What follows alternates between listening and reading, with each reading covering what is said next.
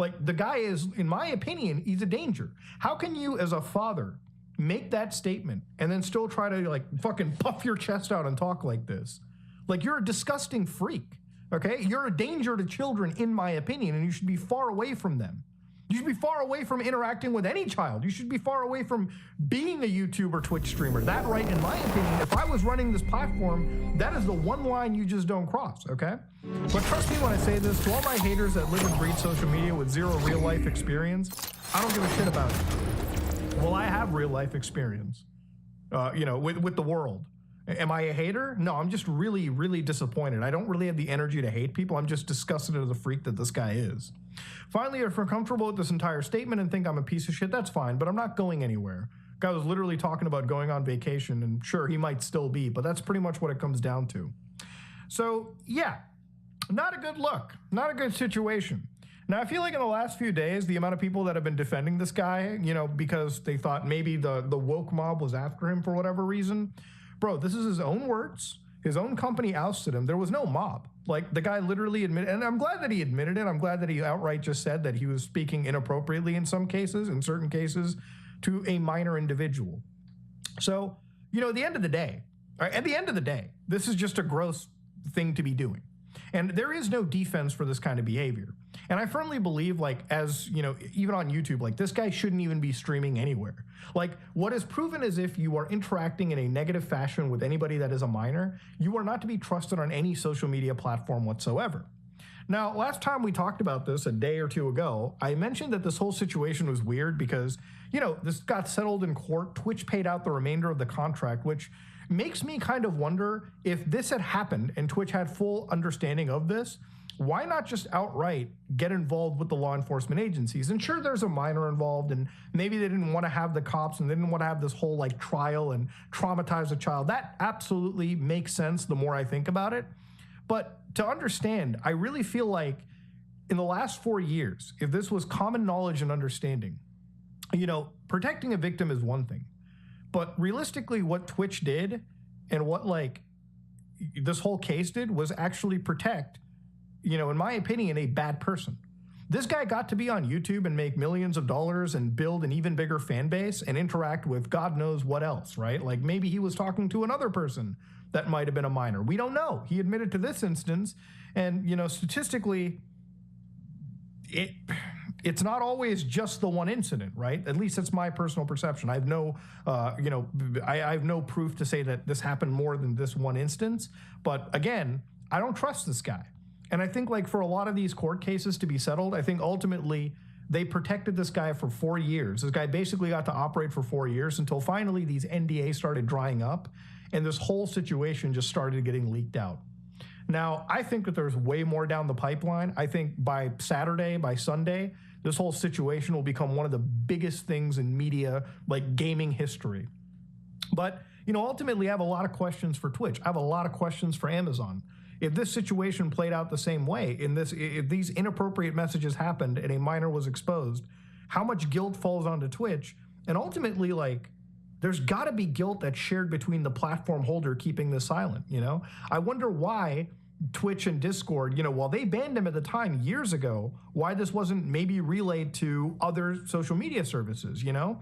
When EDP got banned, it wasn't just a ban off of YouTube, it was a ban on TikTok, it was a ban off everything for having these kind of allegations towards him. You know, when Alex Jones got banned pretty much systemically on every single app within like a day, you know, it was because these guys talked to each other. So I'm wondering why Amazon and Twitch, I get it, NDAs, gag orders, but if you truly felt that there was this, you know, really scary situation with this guy messaging what appeared to be a minor, an individual minor, in a seemingly inappropriate manner at times, you should have relayed this to other sites. Like, this is just disgusting behavior. And ultimately, I don't think there's any coming back for somebody like Dr. Disrespect. I think if you actually sit down and ride and die for this guy, you probably are the kind of person that should absolutely be investigated by law enforcement themselves too. Truly disgusting behavior. It's not something I would have ever wanted to see, but ultimately it is what it is. The guy is gross, the guy is disgusting, and honestly, should never be respected. But that being said, ladies and gentlemen, this is me, Mudahar, and yeah, I'm out.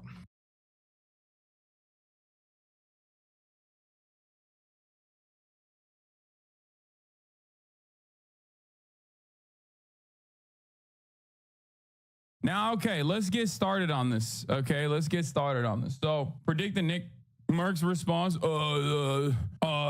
Trans people are the real files, and also, trans people are the real files. Also, Dr. Disrespect can talk to children if he wants to, because he's not trans. So that's fine. I just save the children. Turns out when I said save the children, I wanted to save the children so that I could save the children for Dr. Disrespect. Like, not even from Dr. Disrespect, for him. You know what I mean? Like, I want to save the kids for Doctor. That's my guy. That's my roll dog. You know what I mean? I want to preserve them. Not too long though, because then they're not kids, in which case it's like, it's over at that point. You know what I mean? It's like kind of besides, just kind of ruins the whole shtick, the whole shebang. I love the 180 he did from the dumbass legalese the other day to let's today. Yeah, it's because the Bloomberg article came out. That's why. Nick Mark said, hearing, we'll be getting more clarity on the doc situation today. Who knows, but let's hope for the best. Bro, what is going on right now, dude? Is going on, dude? Let it go. Let it go. Why do you want to be a creepazoid? Okay, let it go, man. Let it go. I don't understand it. I don't get it. Let the anti-trans go. Let this go. There is no reason that these things should be occupying your mind. Like, I don't understand it. Listen, I'm all in favor. I'm all in mother favor of like a redemption arc, rehabilitation. It's like kind of too soon to talk about that at this point, but it's like what are we doing? Bro, I don't even understand it. This dude literally was like, yeah, bro, I was DMing he just like came out straight up, said it. Are we now moving into like a new world in which it's just fine? Like, that's fine too? Is that what's going on? Like, inappropriate text messages sent to a minor and like trying to link up with a minor at TwitchCon when you have a whole ass wife? Like, that's are we now at that world? Is that the universe that I'm in? Like, actually, I'm in that universe now where people are just gonna defend it. Like, come on, dude. Holy bro. Like, what? I mean, people are still defending him because they have not seen the content of the whispers, but if I had to guess, they are bad. Bro, what do you mean? He got banned from Twitch after they saw it. Why is this happening? What is going on with Riot Games? This is the second time it happened. Why does that keep happening? Do I have to delete Valorant from my computer? Nick Mars, let's hope for the best. The best? He only DM'd one minor. Like, I don't personally understand it at all. I don't get it. I don't understand how people are absolutely defending it. All right, so here, listen, I'm gonna sit down for this. I have to sit down for this. Okay, I gotta sit my ass down and I gotta listen. I gotta sit down and I gotta talk. It's so unfazed. It's actually kind of crazy. I'm just like, literally, I've been dancing. I've been jumping up and down like a hyena. Anyway, dude, Nick may be on the wrong side of history, but I believe he tweeted this before Doc just dropped a statement today. Yeah, but like, why did he think that statement where Dr. Disrespect openly admits that he's like DMing a minor to like link up with said minor? Like, how is that? Oh my God. Okay. This happened right before I went on. Okay. This happened right before I went live. It's actually pretty nutty, but ultimately what ended up happening is Dr. Disrespect Guy Beam was banned literally like 4 years ago to the exact date almost, okay, from Twitch.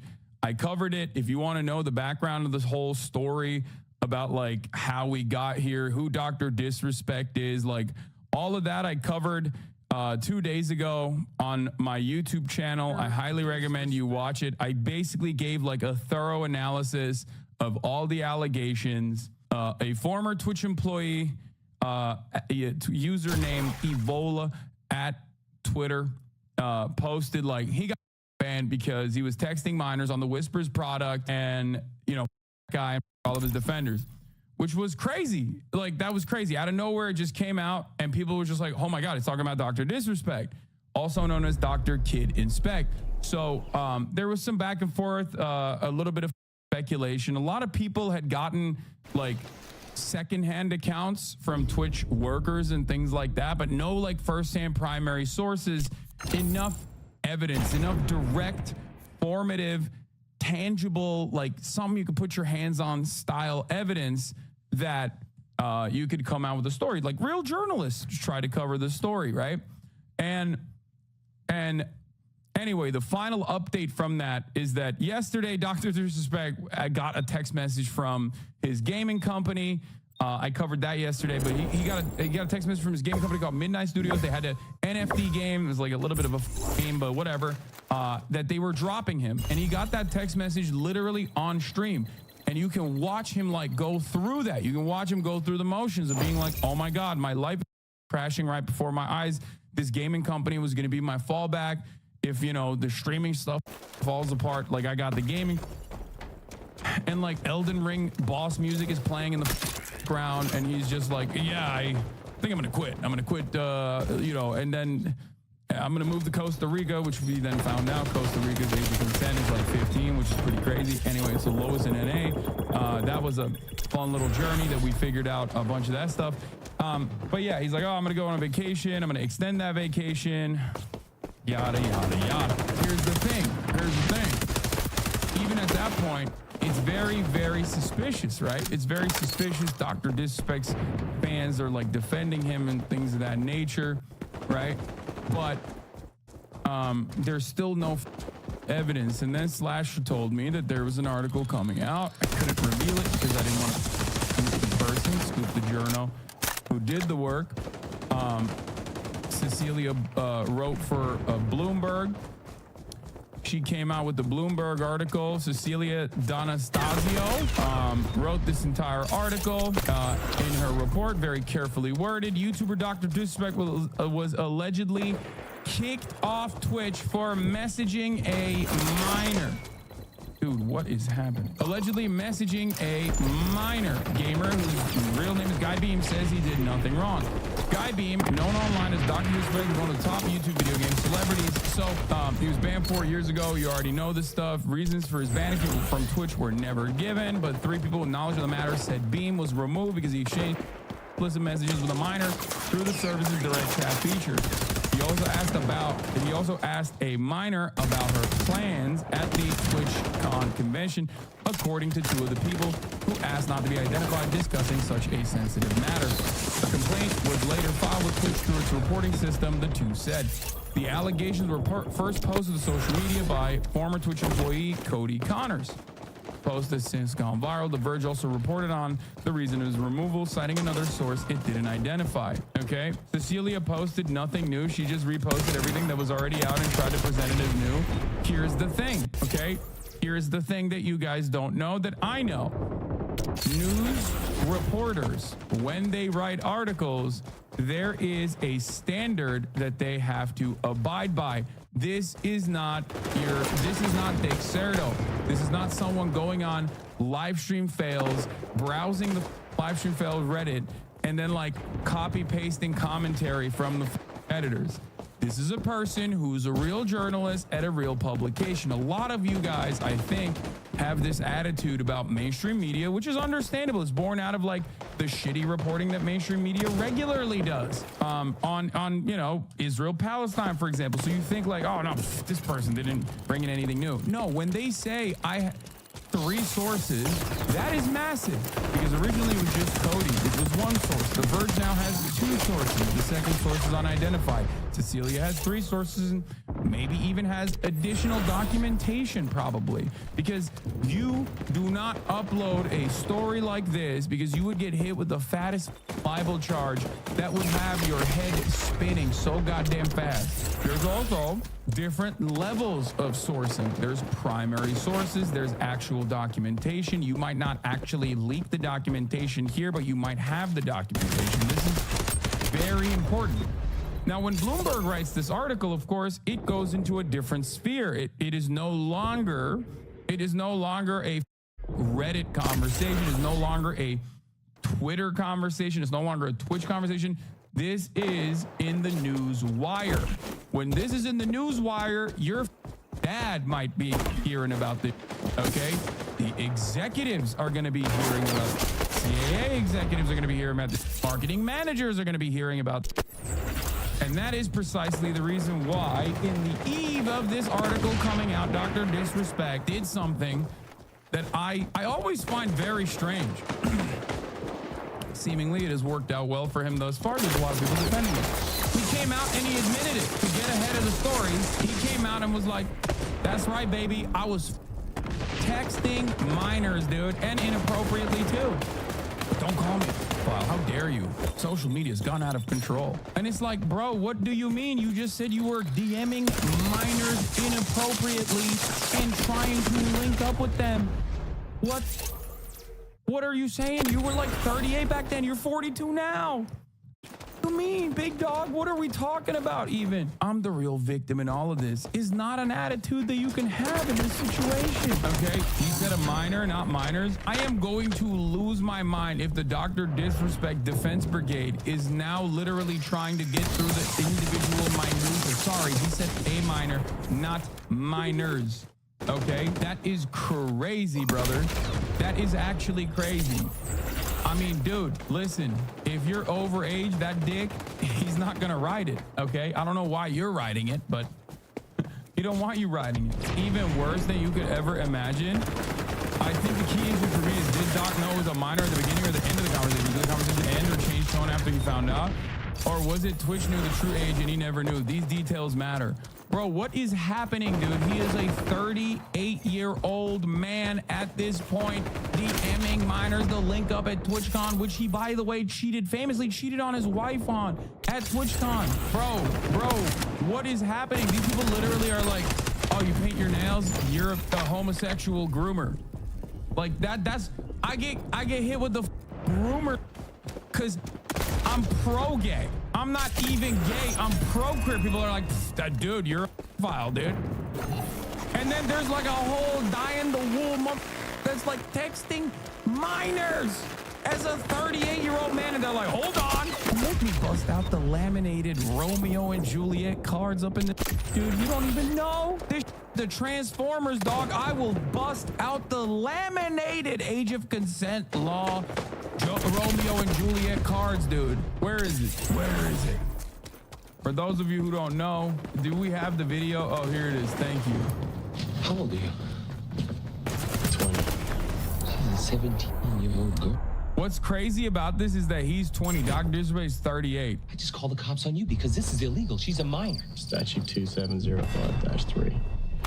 Bro, this is literally like, obviously nothing is like grosser and worse than like actually doing the thing, but this is like close up there. Okay, having a laminated card and knowing the exact statute,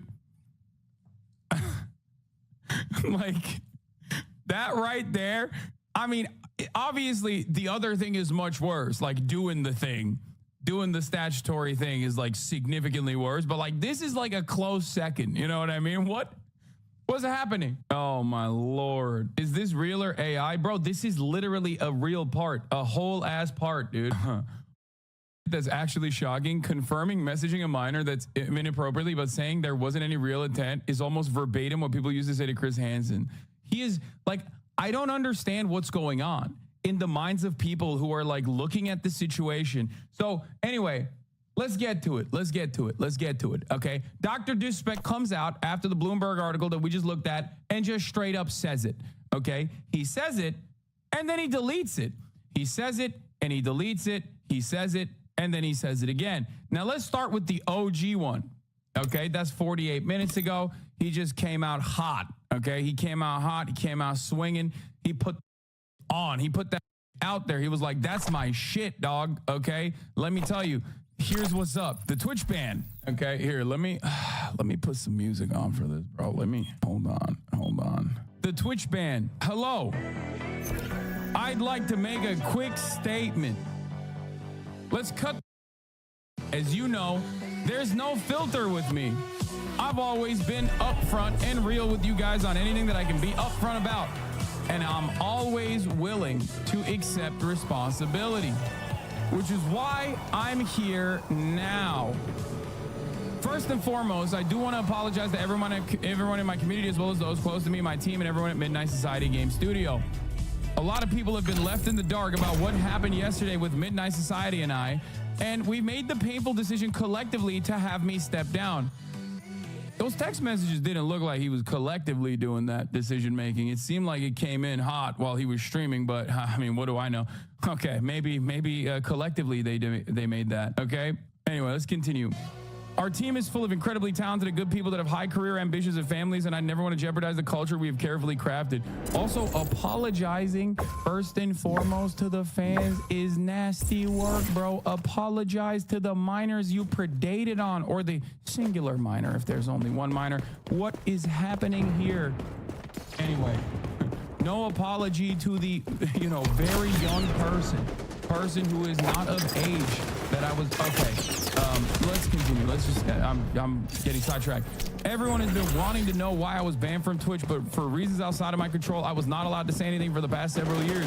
Now that two former Twitch employees have publicly disclosed the accusations, I can now tell you my side of the story regarding the ban. Were there Twitch whisper messages with an individual minor back in 2017? The answer is yes. Were there real intentions behind these messages? The answer is absolutely not. Okay.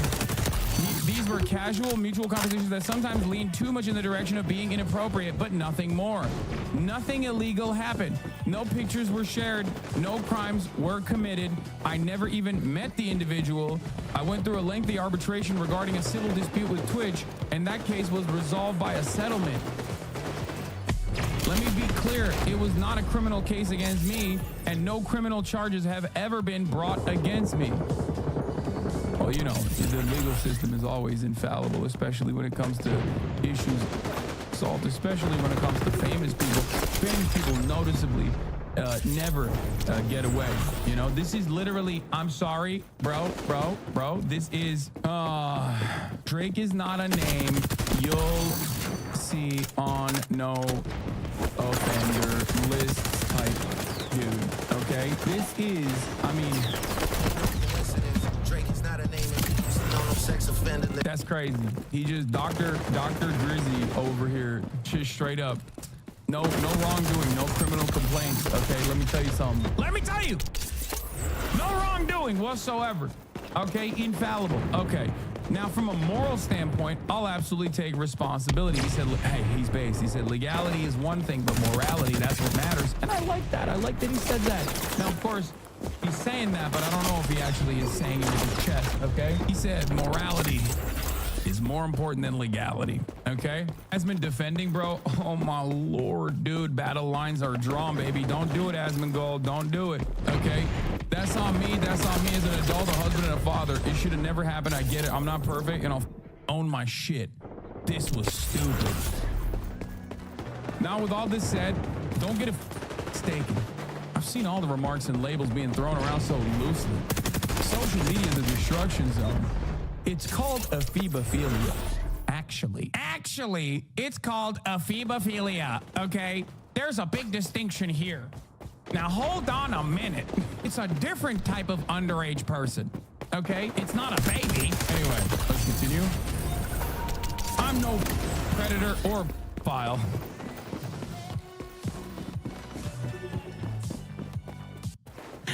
Oh, you can't do that. Can't do that. Can't just admit it. You just admitted to texting a minor and being inappropriate. That's the best version that we're gonna get. Like I'm gonna be honest with you, chatters. The significance of this is so massive because, like, this is it. Okay. Like, if this is the best possible version, the best possible framing of events, because that's what we're looking at, this Dr. Disrespect, right? Like, if this is the best possible framing of the events that took place, oh my God. This is utterly insignificant, to be clear. Yeah, okay, dude. Yeah, the only thing that's significant is at the top of the hour, there's a 3-minute ad break. I know, okay. I know, I got it. I know you're in here to talk about how there's a 3-minute ad break coming for everybody. And if you guys no longer want to see those ads, all you need to do is subscribe for $5 or for free with a Twitch Prime. Phantom's tweet got over 100K with the clip about you. Wait, what? What clip about me? Guy who's built his entire career off negativity now decides negativity is actually bad when it's happening to him? Wait, what do you mean the clip about me? No, it's just him. This is just him taking a day off, or not a big deal. Anyway, dude, it's like I thought this was the one thing. Like I thought this was so much the one thing. I think there's like denim stands in here that want to make me pull up Denim's dubs, which, you know, Denim is great. So much so that they're now like baiting me to be like, hey, Denim said this about you and it got 100,000 likes. Can you take a look at this, please? And it's like, bro, I appreciate it, but like, you don't have to lie, you know? So getting back to the matter at hand here, okay? Getting back to the Dr. Disrespect allegations. Okay. Okay.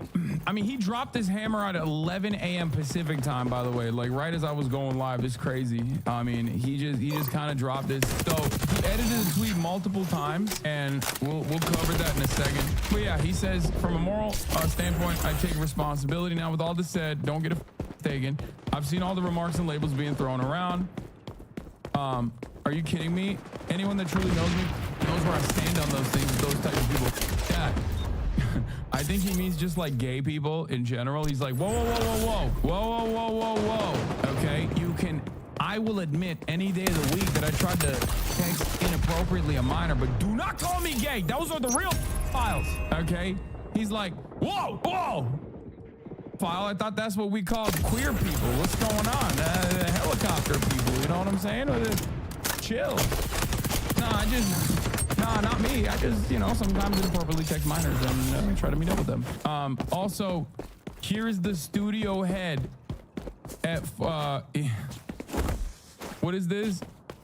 Midnight Saudi studio head responds to firing Dr. Disrespect from the studio. I thought this was mutual. This is a statement for me personally. It does not reflect any of my companies and has not gone through any legal or PR approvals. If you inappropriately message a minor, I cannot work with you, period. I promise to only act on facts. I did. It doesn't seem very mutual. It doesn't seem like Dr. Disrespect was like, hey, guys, we should get together and maybe not work together anymore. Okay, let's get back. I'm gonna put the music back on. I'm gonna keep reading. That's a different level of disgust that I hate even hearing about. Don't be labeling me as the worst of the worst with your exaggerations. Get the out of here with that. But I think I've said what I needed to say regarding the ban itself. That's it. That's why Twitch made the decision in 2020. Bro, his lawyers had to be so good. Okay, I'm gonna be honest with you. Like how the Twitch had every right to ban him, and they still got that, dude. They still got the money. CAA, you are ruthless. CAA, you make Jayoma look like Mother Mary. How are you like this? Bro, we talk about Jayoma. The real demons are the ones you don't hear about. The real demons are not out there doing TikToks, okay? Getting sex offenders released. The real demons are actually in corporate boardrooms, okay? They wear the fanciest suits, they got the fattest watches, and they're literally out there going, oh, dude, easy. Let's claw all of those dollars back. Like, it is unimaginable to me that Twitch had every right to ban this motherfucker. Every right. For like this is like the one thing that everyone goes, oh, dude, yeah, you're done. You're out. And he did it while he was using the existing Twitch messaging product. Like, it's not, like, are you kidding me? Dead to rights. God damn, dude. God damn. Anyway, to my team, community, industry friends that have supported me, I apologize. I wish I could have said all this sooner. You guys have always showed me and my family love and support throughout these years. We love you guys like you can't imagine. If any of this has made you uncomfortable, I get it. You don't have to support me anymore, but just know you've always been greatly appreciated. But trust me when I say this to all my haters that live and breathe social media with zero life experience, I don't give a f about you. Yeah, bro, it's about the experience that you have, though. You know what I mean? If your life experience is like messaging minors inappropriately and getting caught, then it's like, you know, that's not the best kind of life experience. You know what I'm saying? Anyway, finally, if you're uncomfortable with this entire statement and think I'm a piece of shit, that's fine, but I'm not going anywhere. I'm not the same guy that made this mistake all those years ago. I was only like 36 years old back then, okay? Like, that was a different me. I'm 42 now, which is very different. Yeah, I was a 36-year-old child when I did those things. How dare you? I'm not the same guy that made this mistake.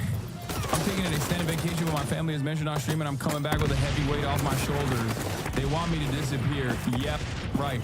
So he posted, right? And everyone was like, hold up. Because like, this is kind of like when Joe Biden released the 3-phase ceasefire proposal. And then Israel was like, wait a minute, what do you mean a ceasefire?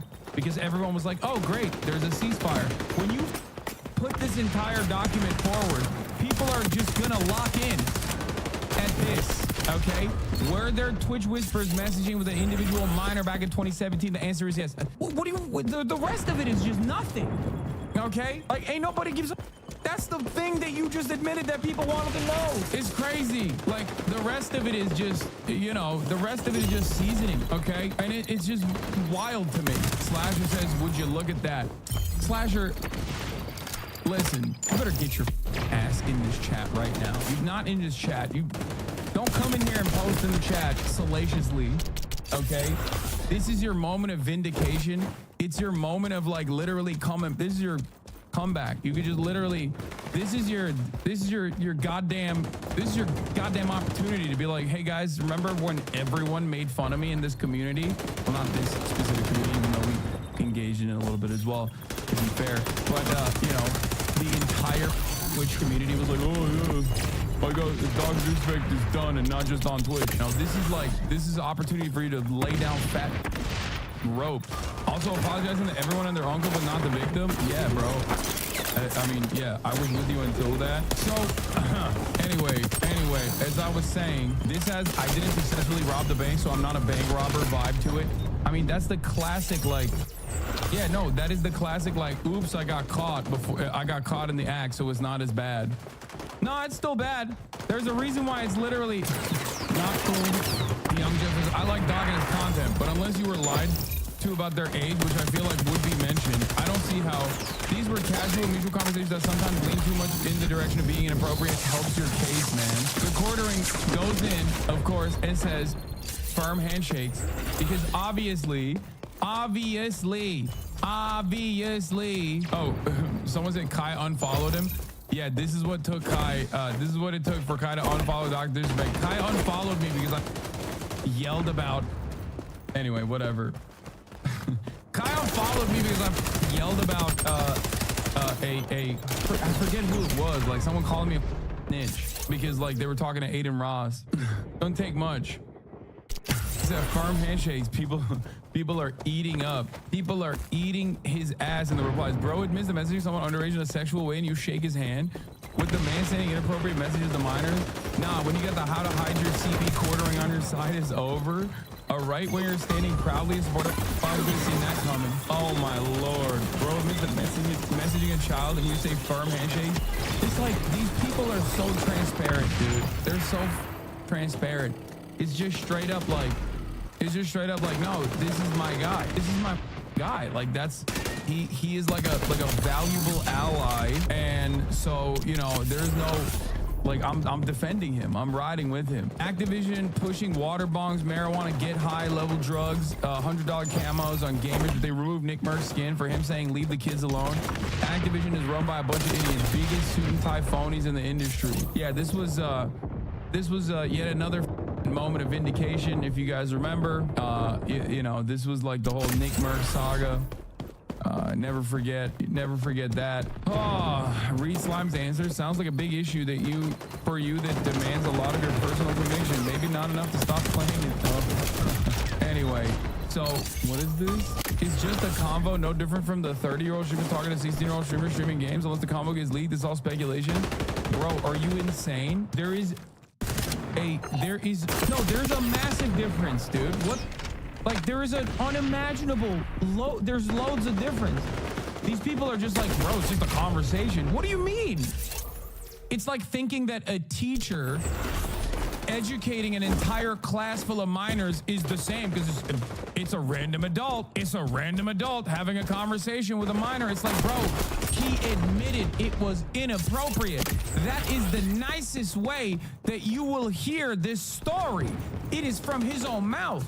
The person that is most responsible is trying to manage the PR crisis in front of him. and is literally doing so. Like that is when you hear him say, when the person who is first held responsible, when you hear that person say, oh, it was a little inappropriate, you know it's not a little inappropriate, okay? Like that, obviously he's not gonna be like, yeah, I said some freak ass shit, dude. Yo, but you have to see, bro. Like he's not gonna tweet like that DJ Academics tweet being like, oh, bad baby's got mad for a 15-year-old. He's not gonna say that. You know what I mean? He's just gonna be like, he's gonna be like, oh, it's a little inappropriate, borderline, kind of. Like, yeah, I think it's probably more than just a little inappropriate, okay? It's a fake DJ Academics tweet. The classic. Anyway, I also classically forgot on the 3-minute ad break earlier, so I'm running it now. If you no longer want to see those ads, all you need to do is subscribe. Like I said, your accent goes Jersey when you get fired up. Yes. As a right-wing hate watcher, I really appreciate your zero tolerance for shit. Is the one topic your name has been brought up in my friend group, and I've had to defend you. Yeah, there's no, you cut that shit out. No shot. No way, no how. Also, why'd you admit that you're a right-wing hate watcher? Well, can you go into more detail about how we got off legally scot-free? This seems incredibly damning, no? Yes, I can. And the answer, you're probably not going to like it. I can't believe what? The answer you are not going to like. The answer is, unfortunately, the criminal, dude, look at Kick. Literally, look at Kick. Go on Kick, look at like 3 content creators, and you will very quickly understand that like the federal law enforcement authorities actually do not do their job when it comes to genuinely saving the children, okay? Like literally look at Kick. There are more than 10 content creators on there at any given moment that are actively going on Omegle and these kinds of like webcam websites with the specific purpose of creating and distributing through their Discord servers pornography. Okay, so maybe don't look, actually, as a matter of fact, don't look at Kick, but like it is crazy. So if the expectation is like, well, why hasn't the criminal justice system moved on this direction? It's like, yeah, bro, they don't. They're asleep on the wheel, okay? I think it's a good time to point out that many of the men in the Catch a Predator never got charged with a crime despite all the messages. 20,000 child predators from around the world contacted Sweetie, the CGI child, under the impression she was a real 10-year-old. 1,000 were reported to the police out of 46 arrests. I only found 1 actual conviction as a result of that operation. Sweetie will never be used again. I can flood this post with examples. The law in most countries does not take flirtatious or inappropriate messages very seriously. Messages alone do not usually lead to a conviction. People really overestimate the legal system, honestly. Yeah, I just gave you an example beyond the message, for the record. I gave you an example beyond the message. There are people who know full well that they're talking to minors, who lie to them and act like they're not streaming these conversations. And oh my God, is that what? Tender, gentle Twitch whispers? Funny because you actually don't know me. And you're probably still sad about wasting your youth in the machinima days, yet you still try to hold on, enjoy the blog, and keep acting like a child. The fact that you think height has anything to do with how big of a person is actually quite sad. This is so crazy because like I never used the Whispers product. Like I hated it. It was so annoying. And I turned that shit off, and I literally banned Jim Nona because he would abuse it. Like he would constantly spam Whispers while I was streaming. And like he is literally the reason why Jim Nona, who created OK Buddy originally, one of the OG creators of OK Buddy, Hassan, the subreddit, I literally he would constantly spam it with like some dumbass bullshit, and I literally banned him right there, and I turned off the Whispers after that. A meme for you: paid converters hate him. This man can convert doc to PDF for free. Learn the truth. Oh, that's so good. Anyway, let's get back to it. I'll look at some of the top defenders. He was just asking for a cupcake. Dude, this is the OG, like, obviously, one part of this that I forgot to mention is that he edited it, right? So what did he edit? Well, it turns out everything stayed the same. He just edited the word minor. He edited were there Twitch Whisper messages with an individual back in 2017. The answer is yes. And it's like, I don't know if it's because he's 42 years old and he didn't know this, but like, bro, your edit is literally we can see it. Like we saw the original tweet. So then he put it back in there. He edited it again. The latest version of the post with an individual minor back in 2017 is back in there because everybody was like, bro, you have to put that. You have to keep that in there. Dr. Disrespect, this is your lawyer speaking. You're doing great, buddy. Keep posting through it. I doing math on Doc's age. 2024, 3-7. 42 minus 7 is 35. What the? Regardless, bro, no matter. Like, think about how old I am. I'm 32, about to be 33. Dr. Disrespect was still older than me. Okay, that's how old he is. Think about how old I am. That was old back in 2017, bro. Queen Milena, I can't believe they let me in. Oh, no. What age you are? What? Like, you can't. What? No, a minor!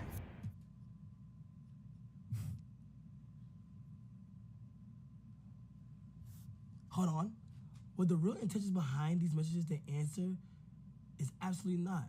What were the messages? What were the messages? There was casual messages sometimes lean too much in the direction of being inappropriate. But nothing else.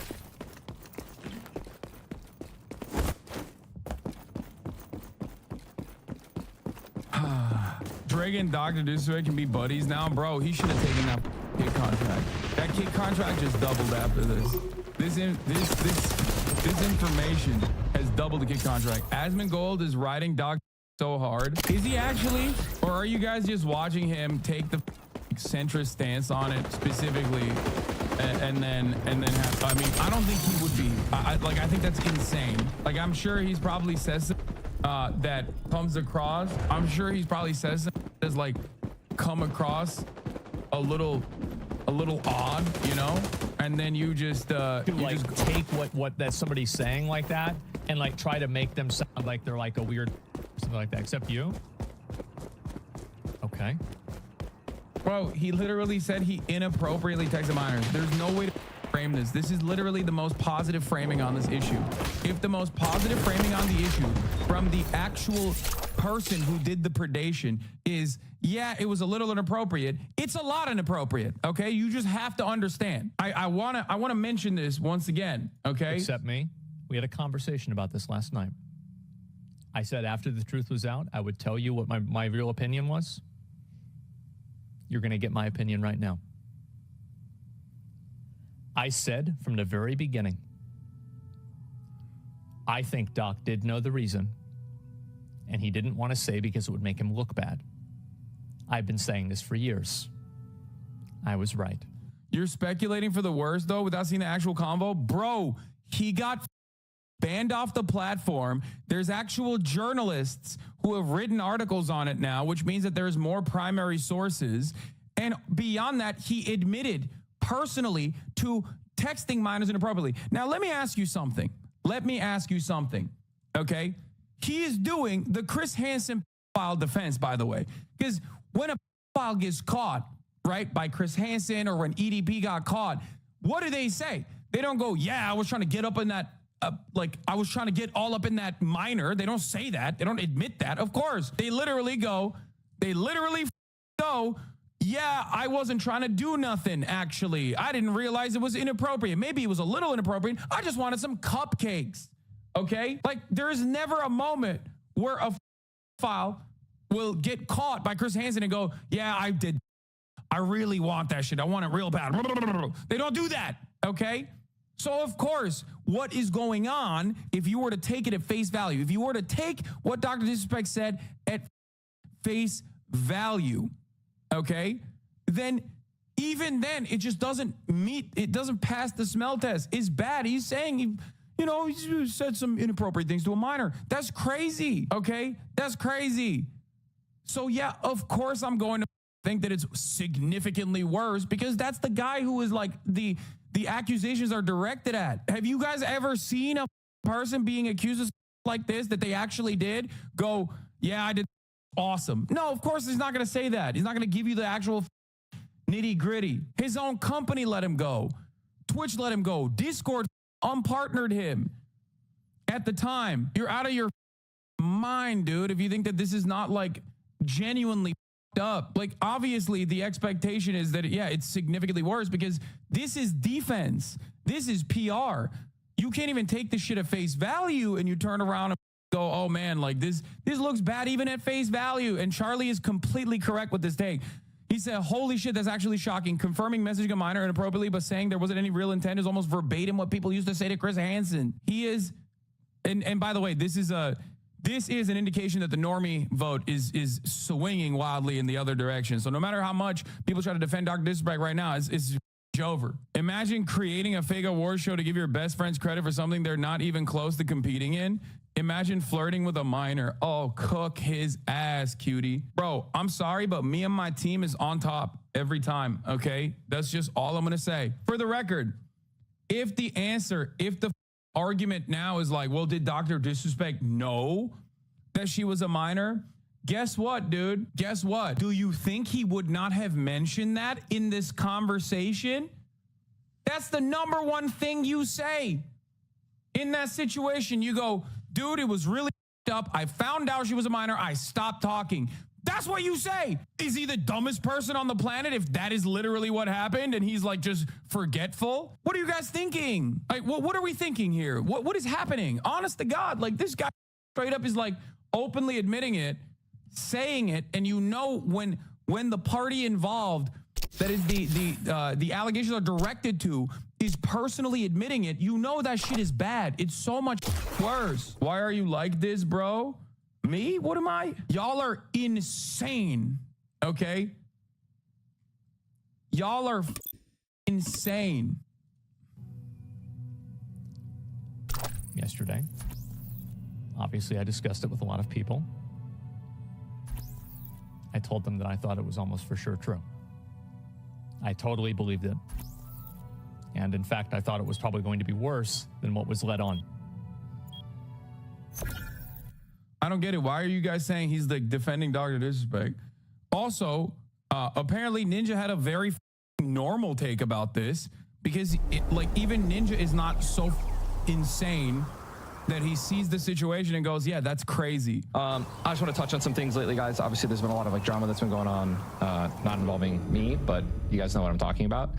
And I just got two things to say, and then we're just going to move on and keep playing Fortnite. All right, number one, anything involving a minor at all, no matter what it is not okay. It's messed up, and it's illegal, and it's pretty simple. So especially if you. All right, I'm not going to get too much into detail about that, but come on, it's a no-brainer, right? That's number one. And number two, with the whole doc situation and just what's been released these last 2 days, here's what I can't believe I'm saying this because this is the most normal take of all time. And yet seemingly in the vile, filthy sewer rat space that we cohabitate, it seemingly is a rare and brave take. How is this happening? I thought this was the most normal take of all time. Hey man, if you're texting minors inappropriately, that's insane. I don't want to be your friend. That's a very normal take to have, okay? A very normal take to have. We should probably get you some help. What's going on? Okay, the fact that there are still people who are well, who leaked it? Let's sue the leakers. What are the actual details of the text messages? No, dude, what the are you saying? No. Why, little bro, lying about Asmin? No, I'm not. What do you mean lying about Asmin? I did not say anything about Asmin. You're the one who just said Asmin. I'm literally talking about the defenses that I've seen thus far from both chat and also Twitter replies. Why the did you just say Asmin? Who said Asmongold? What did I say about Asmongold? I literally said, I doubt that he's defending Dr. Disrespect because I don't think that he would do that. That's what I said about Asmongold.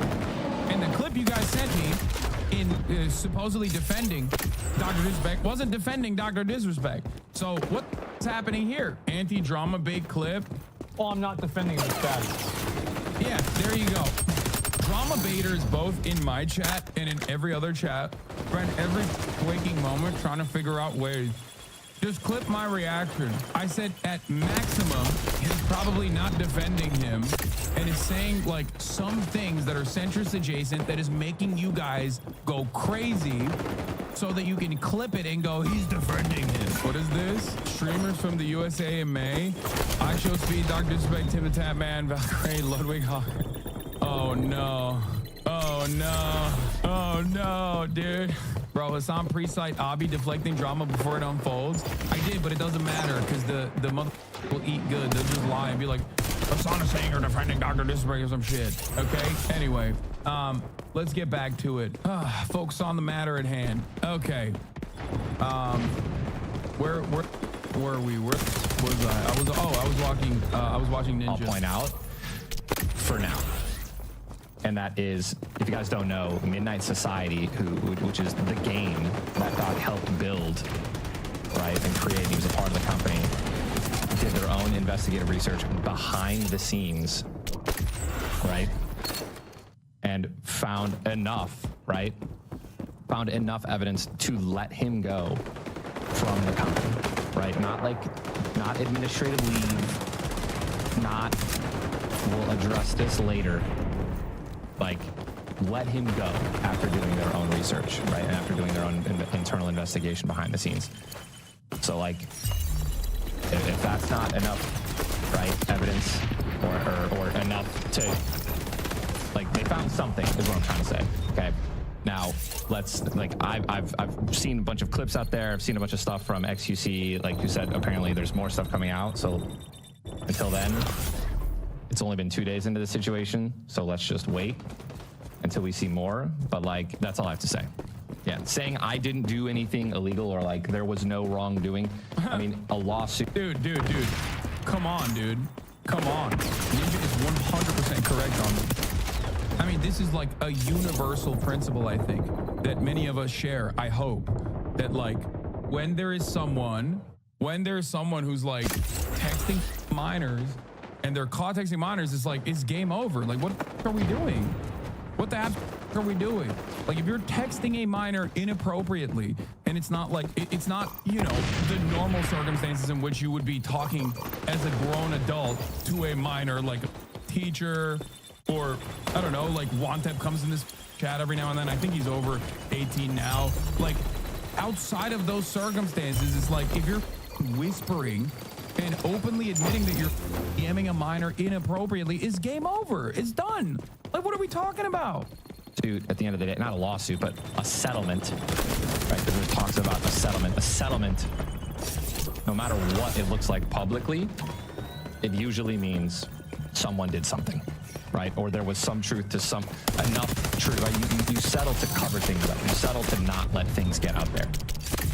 All right, so just do your own research, look stuff up, and just let's just keep on waiting for some more stuff. More evidence moving on in the future. But done with the drama. I didn't even want to talk about this because I hate stuff like this. But, you know, as being in the community, like a leader of the community, and same with the docking leader community, like I had to touch on it. That's my 2 cents. Don't text minors or do any of that shit. It shouldn't be that difficult. He's right. Just be a good person, man, and be a leader in the community. Yeah, by the way, the timeline weird on the texting minor situation because former Twitch streamer and current YouTube streamer Guy Bean, better known as Dr. Disrespect, has been accused of a minor and trying to meet up with her at TwitchCon by an ex-Twitch employee.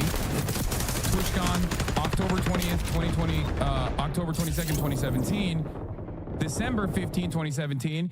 He cheated on his wife at TwitchCon. Were the Twitch Whisper messages with an individual minor back in 2017? The answer is yes. My man was already cheating on his wife at the TwitchCon, and he was about to cheat on his wife with a minor? Like, what the are we doing? My man didn't want to just be the 2-timer. He wanted to be the 2.5-timer, bro. That's crazy. That's crazy. That is... It's just... I don't know what to say. I don't know. I don't know what to say about this at all. Ultimately, I mean, this is like, it's gonna get worse. Like, there's no way, because like the initial reaction that is coming from his end the initial reaction that's coming from Dr. Disrespect's own side is always going to be the softest approach, okay? The most pro Dr. Disrespect as it's gonna get. This is it, okay? It's not gonna get more pro Dr. Disrespect than this moment. And I told you, by the way, I told you that saying that like, oh, Twitch paid out the contract is ultimately unimaginably meaningless, because that is specifically about how good his lawyers were. CAA obviously has interest in making sure that they claw back every dollar from Twitch. They played a role in the contract negotiations. That means they're gonna get their 10%. So of course they settled. Hassan, the normie centrists who are anti-pedo are still focusing more on how they think Twitch and journalists covered up pedophilia. Dude, that is insane, okay? When it is an event involving a minor, okay, now that we know it is because he openly admitted to it, you have to, 1, protect the victim, okay? You have to, 2, protect the victim's privacy. What are we talking about? The people that had information, do you think that they did not want a career-making story? Let's think about it not from the morality perspective. If you think all journalists are immoral, vulturous monsters, okay, bloodless sociopaths, as I do myself, even though I have a lot of wonderful friends who are phenomenal journalists, including in the gaming sphere as well. Even if you were to think that they are literally bloodless monsters, sociopathic, don't you think that they would want to reveal this information? This would be a game-changing investigative report. This is a career-changing investigative report. Of course they would leak it. There are obviously additional complications with that matter. If they simply hunt down the story and they cannot get any primary sources, if they can't get any legal documents, if this shit is like neatly wrapped up because it's got lawyers all the way up wazoo, and on top of that, there is a minor that is being predated on, okay, then yeah, this is an incredibly complicated story to cover. You can't just like leak it. You can't just like tweet it out. Do you not understand? When you have that thought in your mind, something you always should consider, is basically like, what is the alternative? Okay, what is the alternative? Like, what is supposed to happen? Someone just comes out and is like, yeah, this is the minor. Like, he was texting a minor. Like, that's crazy. Why was it leaked only now? I'm not gonna lie.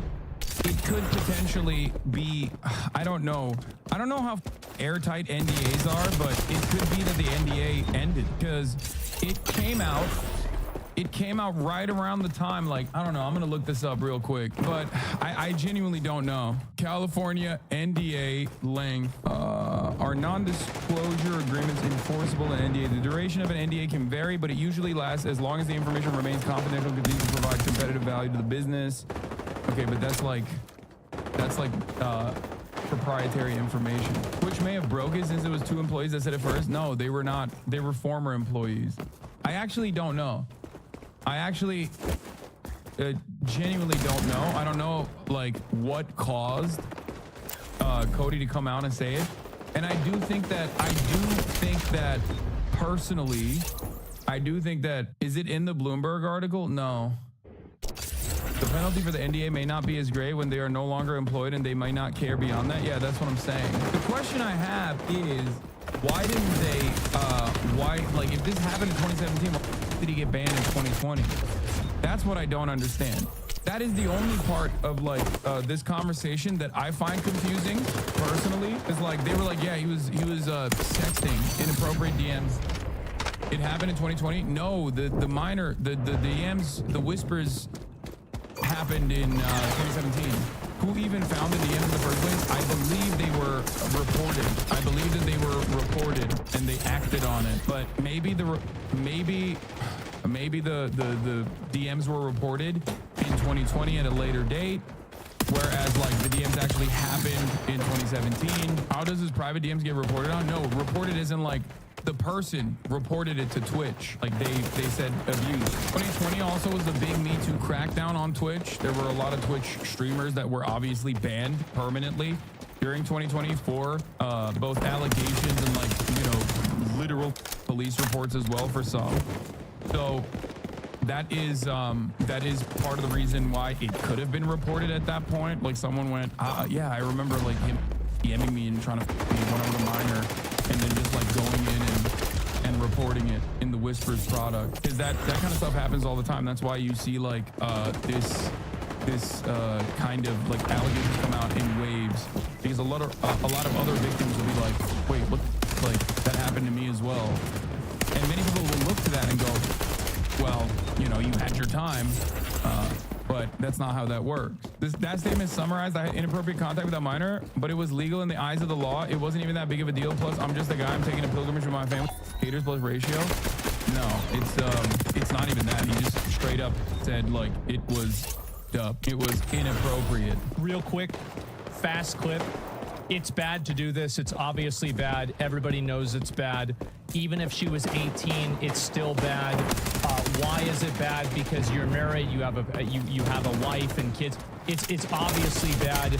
Like, there's no, like, is it as bad as it could have been? Could it have been worse? Yes, it could have been worse. It's not a 10, but it's certainly not a 0 either. If having this nuanced, normal opinion that I think 95% of people have, if this is problematic, I don't know what to say. No, he's not. He's telling his chatters to stop. No, a 10 would be literally acting out his desires. Like, this is like around a 8. You know what I mean? Depending on the actual whispers, what was going on in the whispers, I suspect is probably closer to a 9. A 10 would be finalizing it, okay? That's like, no, 10 is not Jimmy Seville, chat. Jimmy Seville is in a league of his own. Are you kidding me? He is literally, he got banned because he got caught a minor in the then existing Twitch Whispers product. He was trying to meet up with her at TwitchCon. The powers that be could read in plain text. Case closed, gang. No one made the wrong decision. Fuck him and his boys. How old was this minor? I don't know. Don't you feel like this is a losing argument at that point? Like, what are we doing?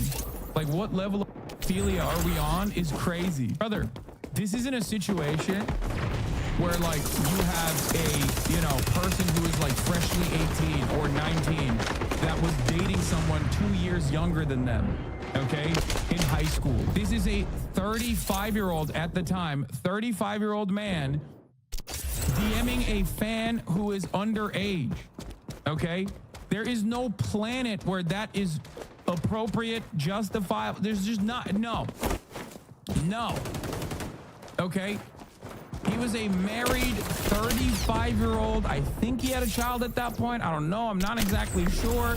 Like, that is crazy. As you guys know, I famously don't know when his anniversary is. Yeah, the funniest part of his statement was him being like, was I a minor? Yes, but I am not a pedophile. Everyone who knows me knows I hate pedophiles. Is so funny. It's a real like, you know, are we the baddies situation? Okay, it's a real TLDR, this statement.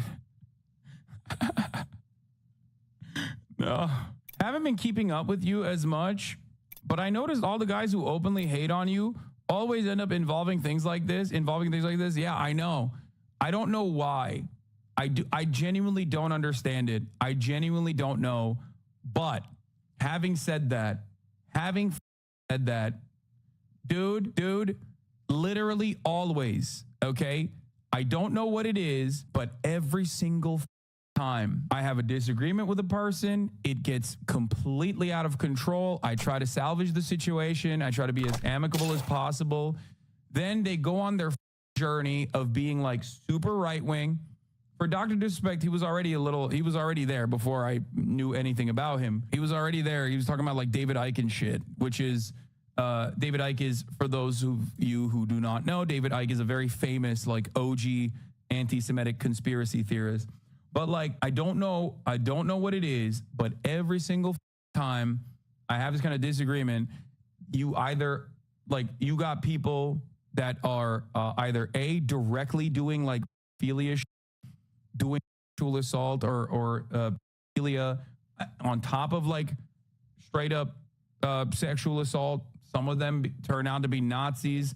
Some of them are Nazis from the jump. I don't know what it is. It's just like, it takes a little bit of time. Lamau, where in a Dr. Disrespect stream does he bring up David Icke? Literally before he got banned in 2020. He was talking about David Icke and how he was like reading his books or watching his documentaries or some shit.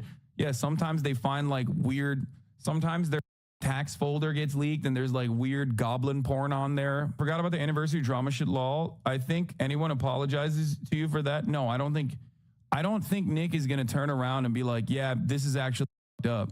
I think he's in too deep, bro. I don't know. I hope he like sees the light here. He did tweet this out an hour before Dr. Disrespect came out and was like, yeah, I was trying to a minor, basically. What is this? Leaked emails from Twitch. Alleges many staff absolutely can't stand Doc and we're looking. Dude, are you crazy? Massive potential disrespect leak. First of all, it's not even, it's literally not even verified. What are you talking about? Like, come on, dude. I saw this under a Grum's tweet. Has got to be fake. Yeah, that's all you need to know, by the way. All of like the right-wing grifters in the gaming space that constantly are like complaining about, I don't know, pixelated titties getting removed or whatever, as though it's like the largest violation of free speech, are actively and vociferously trying to defend Dr. Disrespect, being like, yeah, I had some inappropriate involvements in private conversations with a minor as a 35-year-old who was married at the time, and like I may or may not have tried to her. Hello, Doc. Chris Hansen here of Hansen versus Predators. To catch a predator, have a seat with Chris Hansen. My streaming crime network, True Blue, all the rest. Now, Doc, I'm going to need you to have a seat right over there. I've been going through some of the transcripts of your online behavior, and I'm curious as why you're so into Whisper. Maybe you should just put it out there for everyone to hype you up. It's just a cameo, bro. Don't end up in one of my dark kitchens for an interrogation. Do you understand me? In the meantime, I'll be watching, so stay safe, stay healthy, and be careful on Whisper, won't you? I'm going to laugh for years when each and every one of you stupid gets hit with that lawsuit that's coming with absolutely zero evidence anywhere. You are all just hoping on the wagon. Thank God everything you idiots tweet stays on the internet forever. This is a retweet of that tweet. That's a copy pasta. Yeah, bro, he admitted it. What are we talking about? Like, you can't sling a defamation charge. This is not Japan, okay? Is a copy pasta? No, I mean, I don't think this person believes what that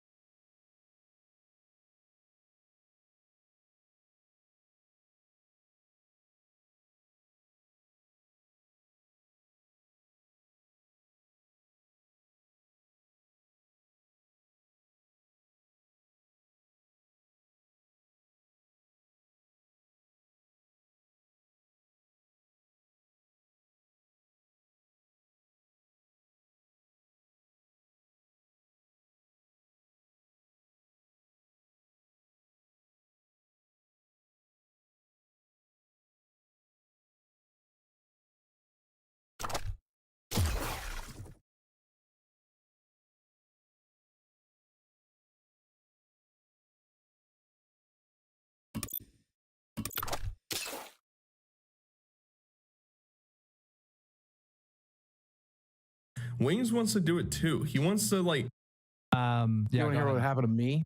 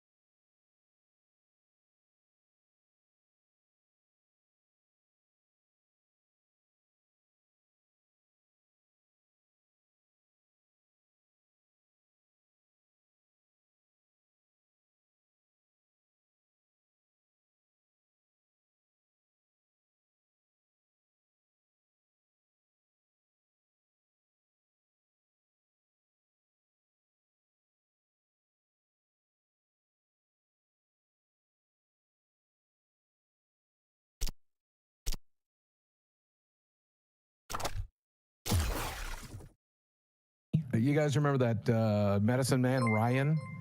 After we worked together for like 3 days, he made an offer to buy my Magic the Gathering collection off of me, and was taking it to our friend Glenn to get it cataloged. And then one day, he grabbed my dog up by his neck and screamed in its face, my 15-year-old dog, Sammy. Filed a police report and went to trolls on the internet saying I stole $100,000 from him. Now make that make sense.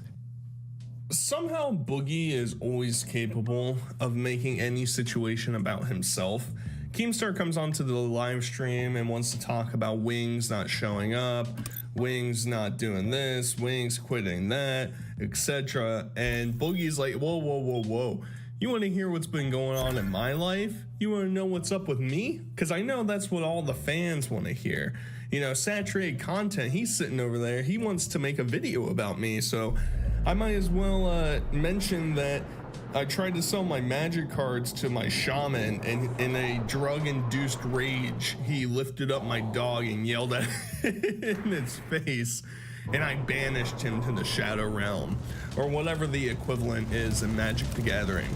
So, of course, I mean, Boogie, the habitual narcissist, is just gonna continuously do this throughout the video, and essentially, we're gonna examine Wings talking about leaving the Lolcow Live podcast, Boogie talking about Wings leaving the Lolcow Live podcast. And I know I made a video about Wings talking about how he quit. Well, he decided to go on the live stream and explain his point of view and basically cuckold Keemstar into keeping him on the live. So we're gonna start with Boogie's take on what's happening, and then we're gonna delve deep. Just dig deep, boys. The show is fairly successful. It's only been around for a few months. We've got like 2 million views, 36,000 subscribers, and the numbers are growing. Each episode generates between, say, 30,000 to almost as much as 100,000 views per upload. And honestly, for a brand new show, I still think those numbers are pretty damn good. And the Keemstar live stream episodes, for the most part, are pretty, well, high energy. And they're very drama focused because that's what Keemstar does. He's the drama guy and he loves to generate drama. By the way, shout out to the LolCow Live subreddit. If you want to talk smack about any of us, you can do it there. And Keemstar will probably incorporate whatever you post there into his live show. Fun fact about the LolCow Live subreddit. Now, we all know that Reddit is basically the basement dwellers' virgin, I don't know, escapades of if you're at all relevant or famous on the internet, you're gonna get slam dunked on by some dude who hasn't applied for a job in 4 years. And the funny thing is, the Reddit becomes an issue later on when Wing shows up on the podcast, because he basically is crying and complaining, saying, well, they're just posting slanderous things about us on there. And Boogie's gonna take his side. Surprise, surprise. This is a bit foreshadowing, but Boogie decides, hey, let's give a shout out to the subreddit. And then a couple days later, when the live stream happens, I'm gonna completely 180 and reverse my position and say, yeah, it's fucked up what you guys are doing to us over there. Can't be having that. And I don't wanna number point, you know. I don't wanna look at the accolades of your live stream or your own personal channel. But Boogie, the whole point of this podcast is that it's supposed to increase in viewership because all of you involved already have an established audience. So when you combine it, you would think that you would have a relatively substantial amount of viewers. Now, I'm not scoffing at 50,000 views or 100,000 views. I'm not scoffing at that necessarily. But when you go from 100,000 views to 30,000 views, which is what this podcast with Wings that we're going to get to in a second is at currently, about 3 days after its upload, you can be a little bit concerned, because when some ne'er-do-well such as myself is competing in viewership with videos that are talking about you, Boogie, that's a bad sign, because I'm overperforming the subscriber count that I have on my channel. But if you guys take all of yours, you're getting less than 1% of all of the subscribers that are involved with Keemstar and Tommy and Wings and you. You know, it's a bad sign, and we're gonna get to it a little bit later, but LolCow Live is essentially dead, and it's not gonna get much better. Baseless accusations that we are these things. And look, man, while it's obvious that neither me nor Jory are fans of PDF files, it gets really exhausting getting called that for an hour a week at the top of somebody's lungs when it comes from just some of the most disgusting human trash you've ever seen. But as last week's guest liked to point out over and over again, I was one of those children that got harmed by a very bad person. And I don't like being falsely accused of being a kind of person that would harm a child in a way that I got harmed. I want to talk about it, guys. I don't want to talk about it, but I'm going to bring it up every single time I can to get victim sympathy points from the audience. Come on, guys. Why would you think that I would look at children that way? It's not like there's a national statistics related to people who have been abused and degenerate behavior that derives from that later in life. No, we can't be comparing those to each other. That's taboo. We push it to the side. Now, I'm not accusing Boogie of anything necessarily. They had some clips of things, whatever, I don't know. But the fact of the matter is, Boogie wants to hide from their past, and that's not what this podcast is supposed to be. Wings wants to do it too. He wants to like hide away all of the things that they've said, and it's like you need to be steadfast and solid with your point of view that you have. You can disavow what you said in the past, whatever, but you have to name it. Say, here's what they're saying about me, here's the direct context that they got it from, right? Because all these people keep saying is, it's just they're clipping random things. It's out of context. Who knows what it's from? It's like, dude, you can turn it on the trolls if you provide evidence and you say, yeah, I said something real fucked up back then. Here's what it was. And obviously, I've never acted on it. I don't believe in it. And anybody that continuously brings it up as a slight against me is pathetic. And you have to try and switch it around on them. But that's what makes you a locale. You're completely incapable of having a in-depth conversation, you know, trying to retort your points to somebody. And that's why you just get steamrolled every time. And that's why Keemstar is the king of the show, even though he's destroying it internally. Going around saying that Keemstar has ruined the show. Keemstar is forcing drama. I don't know what that means. You know, it all started with people saying things are faked and staged when Boogie was crawling on the ground. Wasn't staged. It wasn't my idea to bring Ralph on. I was like kind of against it, but you and Wings were like, bring him on. That's fair. I respect that, yeah. You know? Secondly, I think, let's just be honest. You pick two of the flakiest motherfuckers on the planet to put a podcast together. Eventually, someone's going to piss one of us off. Now, I've come to work every single time, even when I was traveling. I ain't there yet. I think he's also worried about money, right? I think he definitely wants to get paid at some point. Yeah, that was the other thing. He leaked out how much he was owed on the show, which is like, bro, what are you doing? I am seething. Someone in the chat's like, I'm seething. Yeah, I'm pretty upset that Wings agreed to come and he's not here. So Keemstar mauls throughout this entire live stream, and the live version had him going ape shit multiple times that the editor conveniently cuts out. Where are all the crazy, insane shit that, and you can tell when they're cut, because it's like, yeah, you know, I am molding. Well, what are you molding about, Keemstar? There wasn't really context prior to that. Clearly, there was some rant you went on that you told the editor to cut out, which is odd because, you know, Keemstar wants to try and pretend like he's not a locale like the rest of the people on here.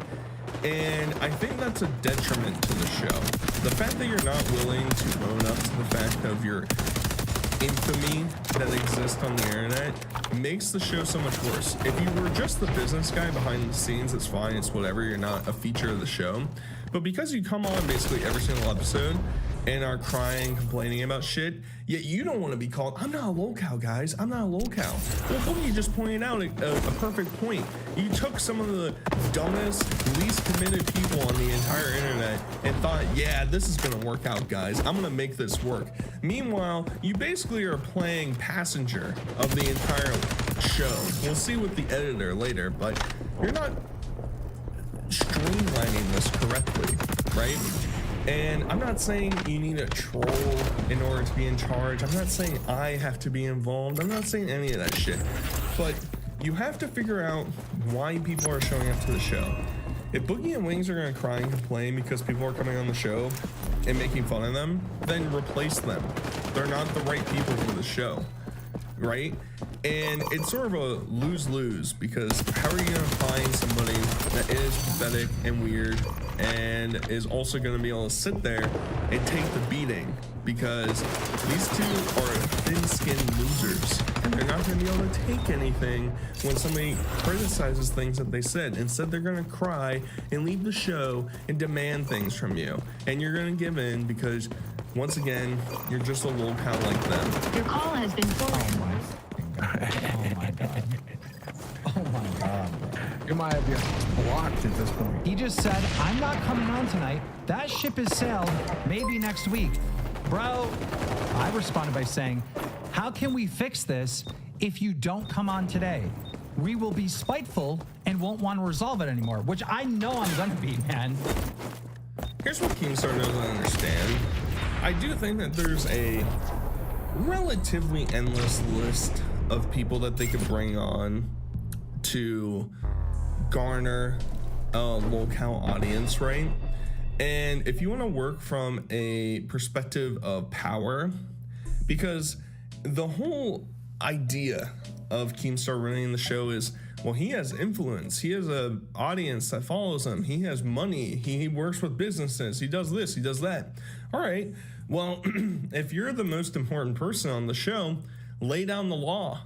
If Wings is gonna say, you didn't follow what I'm supposed to, what I demanded of you, right? You didn't ban all these words. You didn't, remove some things on the Reddit. You didn't do all these things. I'm not coming on. Say, okay, you're removed from the show. Replace him. Move on. Wings of Redemption is one of the lowest common denominators. The crazy thing is, he's probably the best one on the show, which is indicative of why the show's failing. But even so, imagine replacing Wings with, I don't know, Shoe Nice. King taught that Shoe Nice contacted him. Now, Shoe Nice is kind of an off the ball, insane person. I don't know if he could actually work on the show, but he'd be much more engaging and much more interesting than Wings has been. And he probably wouldn't cry and complain when people are trying to oust him for shit. So I don't know. You don't work with the T words, right? The errorist. You don't work with errors, right? You have to move on from it. But Keemstar, I don't know why he's so loyal to Wings for no reason.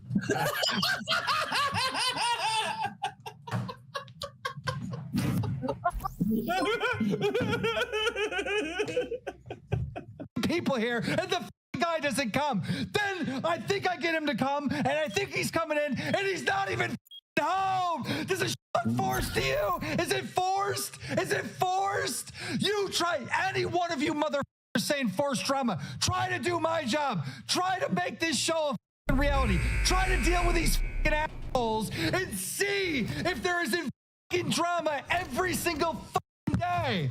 Trying to make it out like, oh, this is the most impossible extreme show of all time. How am I supposed to deal with this? How am I supposed to? Well, everybody saw it happening from the beginning.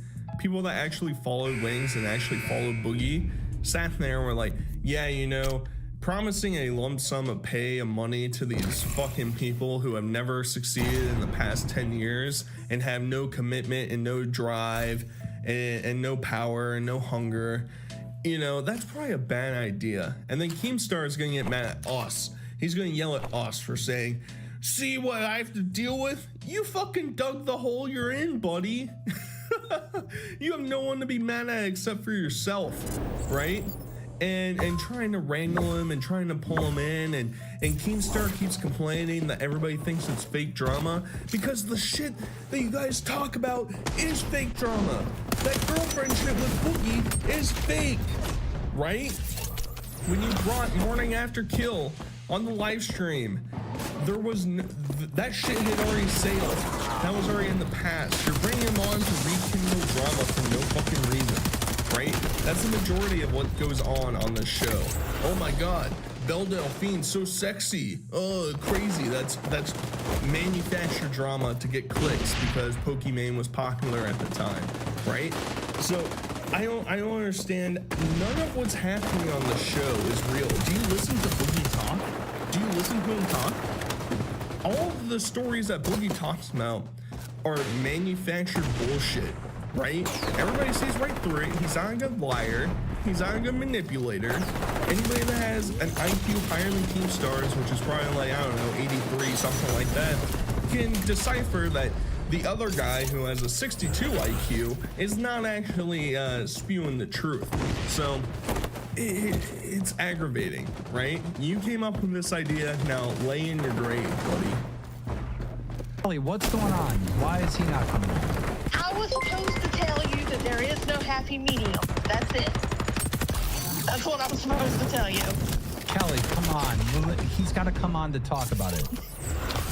Dude, I told him he needed to go. We have 6,000 people here, Kelly. Come on.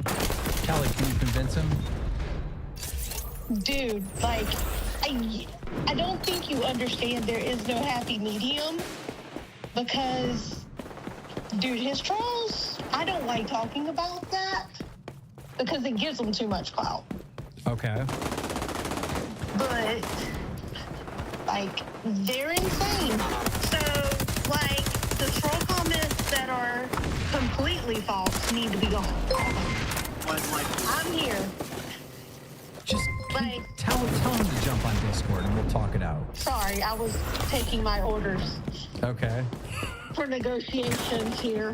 When you give trolls a platform, like you're wanting to give them a platform, I understand you're not against censorship, right? But when you give them a platform like you're giving them unrelented restraint, the person that I isolated out in chat last week to look for was spent 35 minutes today calling me a in chat without me saying anything while y'all guys were setting up. I asked you 3 weeks ago to unpin Boogie's little thing on the Reddit because a subreddit about us shouldn't have a comment pinned on the subreddit that makes us look like cretins, right? You should somewhat protect the talent of the show. Giving people a platform, especially one with 6,000 viewers, invigorates people, thus creates the means to get people to make videos and do things behind the scenes. So Wings is hiding behind his wife because he's a spineless coward. He's like, Kelly, I need you to call them because I'm too afraid to talk to Keemstar. Please, I'll just tell you what you have to say. Please talk to him. I can't do it. I'm too sad. I'm too angry about what's happening. And we all know what's going to happen. If you censor something like this show, it's going to turn into nothing. It's already pretty close to nothing, but it's the same thing. If you ever watched Jason Genova in the past, right? When Big Rob Fitness came around, he started to moderate Jason's comments. And the best part of Jason's the best part of Jason's videos were his comments and the community around him. It wasn't necessarily what he was doing. I mean, there was some mens going on, but that's the problem when you start to censor stuff. Now, there has to be some amount of censorship or moderation going on the live stream, 100%. If you disagree, it's like you can't have some dude sitting there posting whatever, the same word or calling Jordy the pedo word a million times in a row. You can time him out. I'm not saying ban him necessarily, but there has to be some amount of moderation. Otherwise, you turn into like Forson's chat. You know, nobody wants to watch that. Nobody wants to endure that. It's just straight cancer. So that's my thoughts on it. At the same time, it's like, Wings, be a man and show up and say, hey, here are my grievances, dude. I thought I laid them out. You didn't follow them. Figure it out or I'm gonna be gone. And it's like, okay, at least there's an ultimatum built in. Don't bring Kelly involved. And I do agree, some of the trolls definitely step out of line. And I think Wings has a lot of those trolls that are just kind of insane. The video game. I was playing by myself off stream, and a guy joined my session, and he starts harassing me, you know, saying all the standard stuff. And I defend myself. I go, hey, man, I hope your mother dies while she's sucking it. This is what I said to the community. And I lost $70,000 because I said that. You know, I lost that because Twitch at the time had an off-policy program that if somebody records you doing something that's not valued by Twitch off their site, they can use it against you. So I lost my Twitch partnership, a 10-year one up there. That partnership was signed when it was Justin TV. That's how far back it was. It was older. My partnership it was older than Twitch itself. Yo, this has to stop. This has to stop. We can't give these guys a platform. And because of that, you know, we'll never have a sponsorship on Lolcat unless these guys are drowned out and smothered. These are incels. These are people that, you know, even their father struggles to love them. And Wings, you know, wonders why people view him as such a piece of shit garbage person. I'm not defending the trolls. I think a lot of the trolls that do heinous shit like SWAT people and constantly bombard police to the residents or spam them with calls or food and shit like that. Most of the time, I don't think that's very funny. I don't think that's cool. But Wings sitting there and saying, yeah, you know, I signed this contract with Twitch TV. I didn't read it because I don't have past like a 3rd grade reading level. And somewhere in there, it said there's an off-platform policy where, you know, if you're doing some defamatory things that are bad for Twitch's bottom line, they can ban you. And guess what? I did that. And instead of owning up and Wings saying, yeah, I think it's really dumb that that's a policy on Twitch, but they had the right to ban me. They had the right to ban me because I said to some stranger who was annoying me that I could have just muted in the chat or left the lobby, because Wings loves to rage quit lobbies all the time. Just leave the lobby. And instead he said that he hopes that she dies. You also said that to somebody else, that you said, I hope you die in an automobile wreck. We all remember that, Wings. It's not like we don't have dementia. We're not forgetting things that were occurring in your life. But if you just owned up to it and say, yeah, I think it's really dumb, I lost some money based off of that, maybe I should have been more careful. Or you could just own up to it and say, nah, I actually believe that guy sucks. And because I believe that, I lost a lot of money off of it, but hey, I'm still confident in myself. A lot more people will respect you, but Wings is a loser. That you've banned people on your personal stream. So my fear is that anyone that doesn't like you is going to get banned off this show.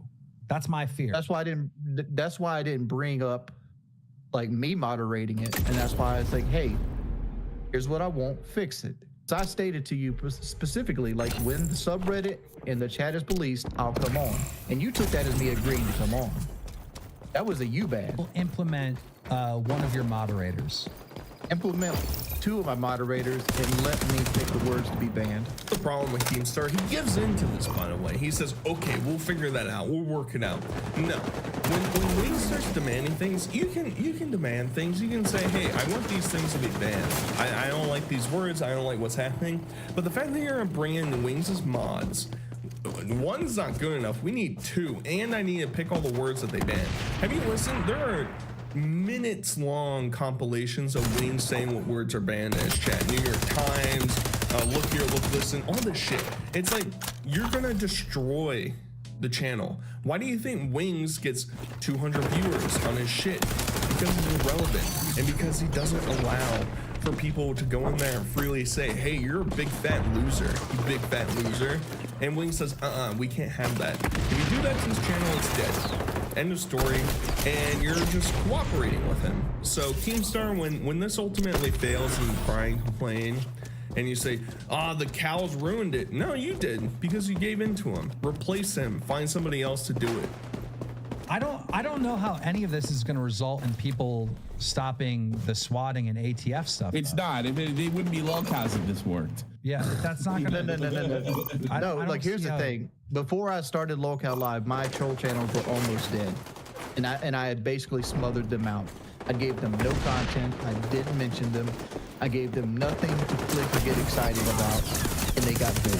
That this show would have been more entertaining any other way than I did it tonight. No, you're really good at it. I'm really glad you did this, and that was really fun. Thanks. Now everyone's going to say forced drama. Now everyone's going to say forced drama. Fake, scripted. But I say whatever the fuck you want. I'm just, you know how much more money I'd have right now if I could get sponsorships? I mean, with 200 viewers, I don't know. I was pulling 1,200 on Twitch, and I was making $50,000 more without sponsorships. You guys don't understand. I had 1,200 viewers on Twitch like a decade ago. Shut the fuck up, Wings. You pathetic loser. Holy shit. This is the problem with Wings and Boogie. They're perpetually stuck in the past. Yeah, well, I had 10 million views on Fat Man Splash or whatever the fuck it has. And I don't know why I'm not getting any support nowadays. It's like, dude, you have to constantly innovate yourself. You have to spin zone it, spin it around, try and figure it out. But no, Wings won't do that. He's too smart. He's too smart and clever. He can find new ways to make money. And the comment about the troll channels, which is true. If you go to any of the troll channels, I mean, somebody like Lumix used to be pulling like 20,000 views a video. Now he's getting like 3. So, you know, and that's part of the problem with pigeonholing yourself with one character. When that character falls apart, you're done, because it's like, oh shit. Well, Wings is getting 300 views a stream, and I'm reposting that, and there's probably a wider audience that wants to look at Wings and not watch a stream, but his viewership declines, your viewership declines. You're not snuffing him out. You were crying and complaining about not getting enough money all the time. It's because your viewership is dead. And in turn, the troll's viewership will die with it. You know, it's a symbiotic relationship. But That's too big of a word for Wings to understand. You know, a single week into the show, and I'm like, well, how much are these guys putting in? 1 or 2 hours? Like, you know, it's different. I wish I was putting in 1 or 2 hours. Well, I don't know how much you're doing, but I'm doing a lot already. So it's like, you know, trying to find the time. I think Connor can find it in his day to maybe upload this to Spotify. I think that's the thing he could probably do.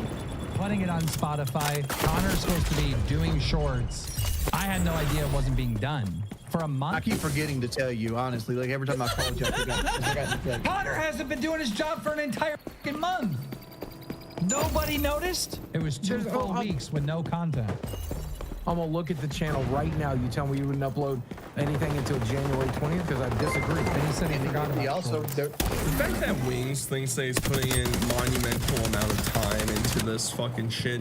Wings, I spend more time on my channel than you have spent in the entirety of Lolcow Live, right? You record an hour, maybe 2 a week, all right? What else are you doing? I know you claim you're trying to get guests to come on. That hasn't worked out at all. You have 0 pull with anybody, so I don't know if you're gonna get here to show up, but you know, he probably thinks him stewing on it and thinking about it like, wow, I can't believe those viewers are calling me a P-word in channel a day. I'm gonna cry and sit in my room and watch YouTube on the iPad while Kelly is just in complete disarray from her surgery. I'm just gonna ignore it though because I'm in a bad mood. That's who Wings is, right? You know, and now they're lambasting their editor because he wasn't doing his job during the time, which is fair. And you know, their argument is, well, you have to do the shorts. The shorts give us the traction and the audience. You know, that's how we pull people in. And it's not working out, buddy. You know, I don't think the shorts are gonna grasp this whole new audience of people to show up and saying, yeah, hey, that's pretty good. He's working himself to near death, okay? He gets paid less than you. That man is pulling 70-hour work weeks right now, and he gets paid less than you. Now, I know with the editing these shows, they look great, okay? But I think with as much as you're getting paid, you can go above and beyond. Too, I think he's entitled to the entire amount in that. And let me give it a different perspective. Bro, I'm about to quit the show. Are you kidding me?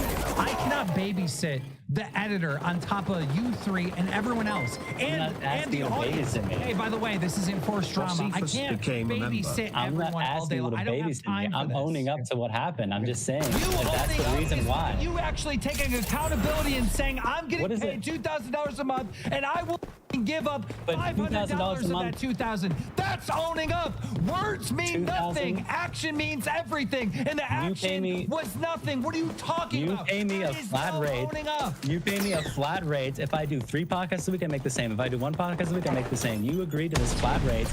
If there's no content being given to me and there's nothing going on, I just got out of the mindset. When I was given an opportunity, I could have gone above and beyond, or I could have worked as minimally as I could. And I always choose to work as minimally as humanly possible. Now look how my life has turned out, Connor. Okay? You have an opportunity here, and in all things you do to do better than me, and choose to take the initiative in every step. And in this step, I'm asking you, Keemstar is asking you to take the initiative in this position. And I think you can, and I think you should. You're giving a bad example right now, bud. Like you took the minimum effort and you turned it into like millions of dollars, and you like escorts for like years on end. Hey guys, Boogie was able to make it about himself once again. You gotta work hard and put in the effort because you don't want to turn out like me, this sad, pathetic loser. Did I mention that my dad did some grotesque things to me? Did I mention that? Do you feel bad for me? Are you crying? Can I lick the tears off of your cheeks, please? It would make me feel so much better. And here's the fact of the matter for Keemstar. When you agree to pay somebody, you have to pay them that amount. Even if they do nothing, right? If you said, yeah, we'll pay you $2,000 a month to do this shit, and they don't do it, you pay them for that month and you fire them. That's what should happen. Keemstar doesn't necessarily agree to that. He thinks, no, we should take money away from how much he's making. And Boogie and Wings, you know, I understand the point of view, but that's what you do in the future maybe. You know, maybe you say, okay, we're gonna pay you $2,000 now. Your pay is gonna be docked. You wanna still be the editor? Here's what we're expecting. I'm gonna keep on top of you this time because Keemstar wasn't paying attention to shit. He just said, oh, well, I'll just trust this random guy to run my entire channel. That's fine, I got other stuff to do. But you basically put him on probation. You say you still want to be the editor. I'm gonna be on you like fucking shit in the toilet. All right, and we're gonna pay you, I don't know, $1,200. You want to be the editor? I'm expecting the exact same stuff from you. 2 months of $1,200, and we're expecting shorts. We're expecting to post everything. Do you agree? No? All right, you're fired. That's the choice. That's what you do here, Keemstar. I don't know why. How are you the business mogul? Why am I telling you things that you should be doing and you can't figure that out yourself? It's pathetic. Either way, I hope you guys enjoyed. Until next time, I'll talk to you guys later. Peace.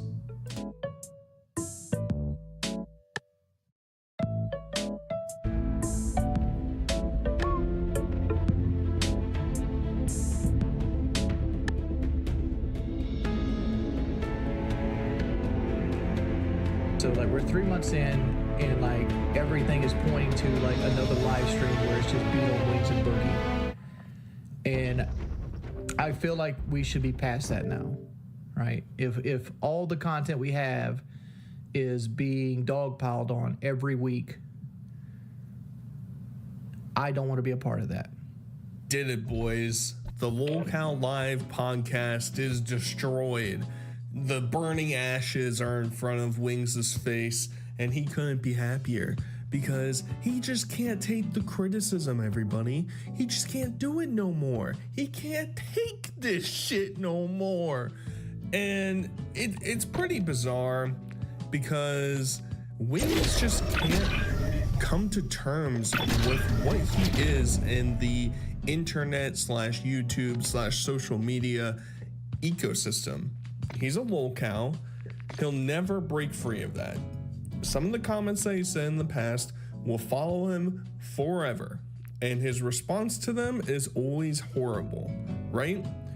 Because when he's presented with it, he tries to defend it in a weird way by saying, it's shock jock, guys. Come on, I was just a comedian. I was on your local radio station back in 1942 just spewing some hatred of some Europeans over there. That's all. I was just following orders. I mean, that's the thing that Wings is trying to push, and it's stupid because it should be as simple as, hey, Wings, you said this really grotesque thing about a kid like 10 years ago. Yeah, that was really dumb of me. I don't believe in what I said. Done. And then if the person keeps coming at you over and over and over and over and over again, then they look like the asshole. But Wings just can't comprehend that. He's too dumb. He thinks that he can break free of his lolcow sarcophagus, and it's just not gonna happen, buddy. So what basically spurred this is a conversation with Ethan Ralph. As a note, I don't know a lot about Ethan Ralph, so I'm not going to focus on him too much throughout this video. Instead, I'm going to focus on what Boogie and Wings are saying. So that's the gist of it. Let's get into it. You took a little creative liberties. That means a documentary is supposed to be based on truth, Boogie. It's not a fictional. You might want to tell program. that to every documentary ever made. You might want to tell that to every reality TV show. Are you a documentary expert now, Boogie? No, but Mike Clem is. No, he's not. He's a fucking LARPer on YouTube, just like you. Well, all right.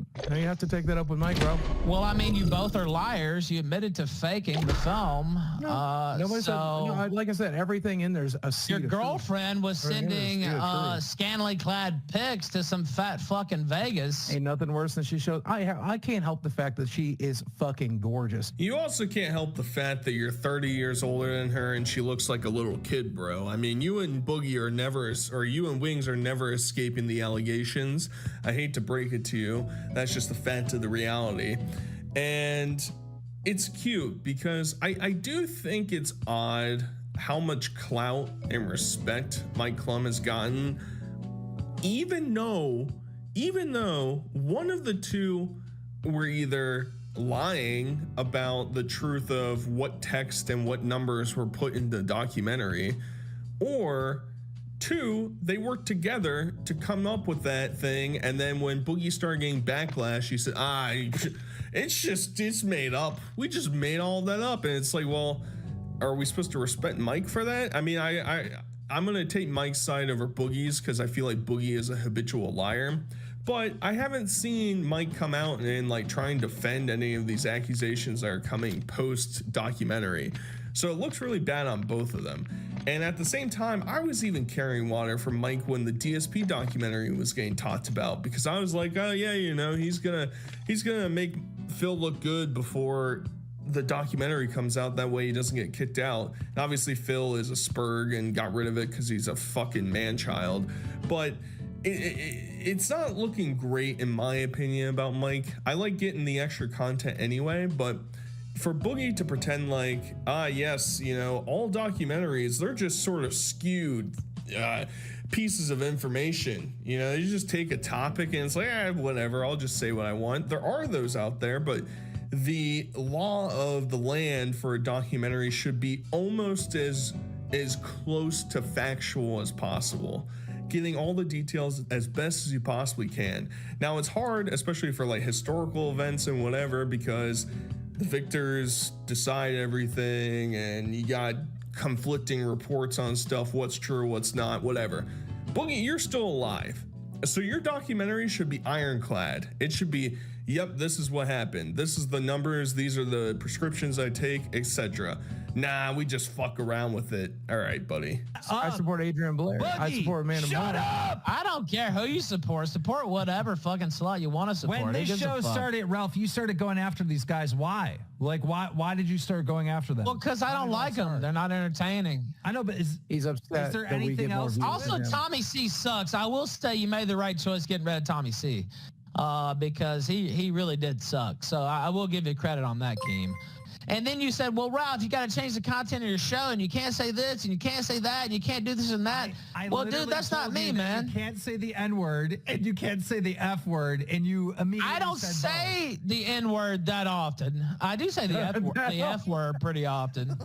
Well, you're talking to Wings and Boogie. Both these guys say the N-word all the time. Keem, there's clips of you saying the N-word. Once back in Keem, one of the most famous clips in internet history is you saying the N-word repeatedly. Yeah, 15 years ago. context. You were saying it like 10 seconds after I told you can't say it anymore.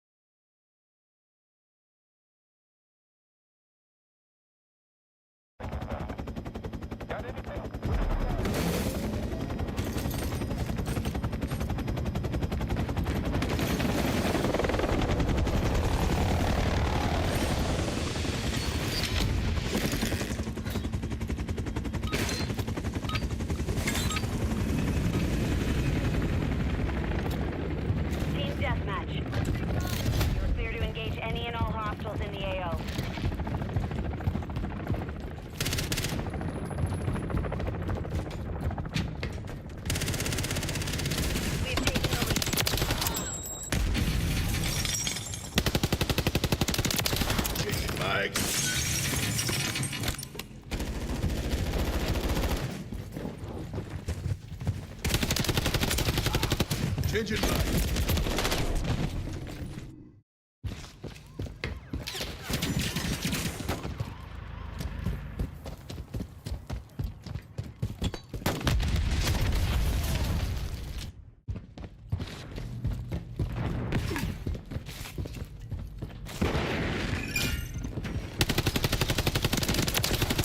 Switching mics.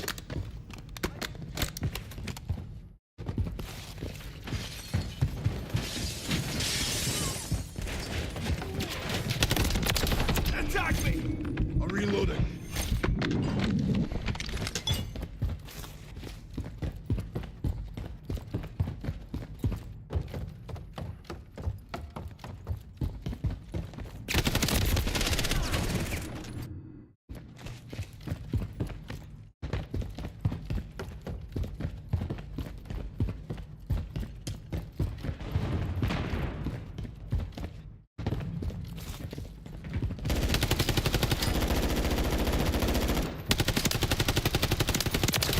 Take a seat.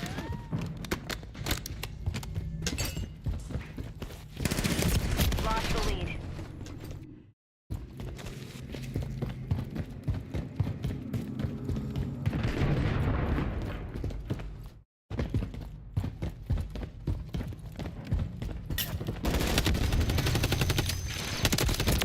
Effective fire. Reloading. Here we go.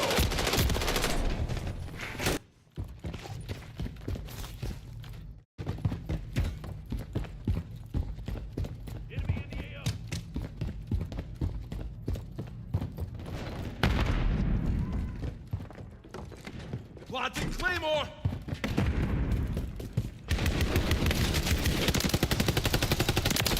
Target down!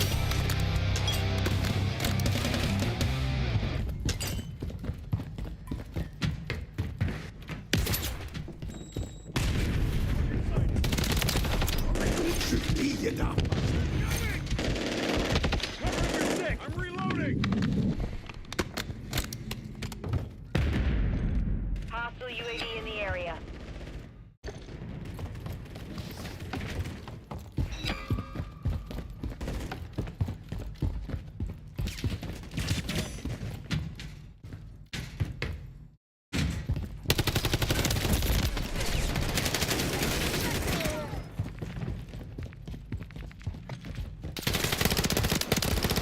Better luck next time. Changing max!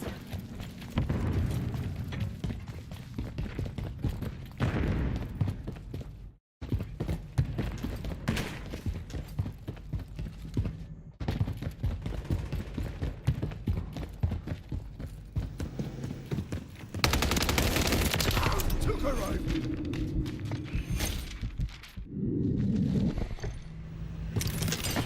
Changing mags.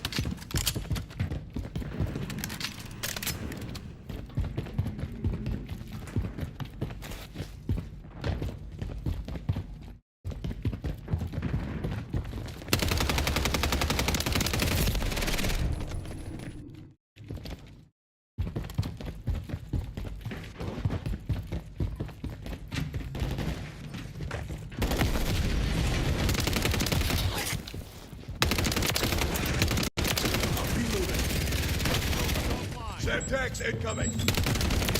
I'm getting stitched up!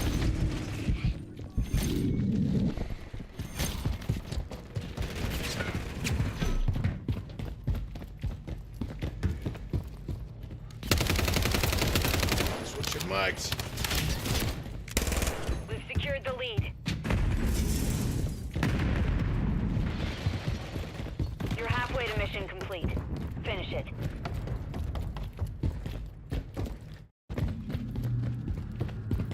The enemy's taken the lead.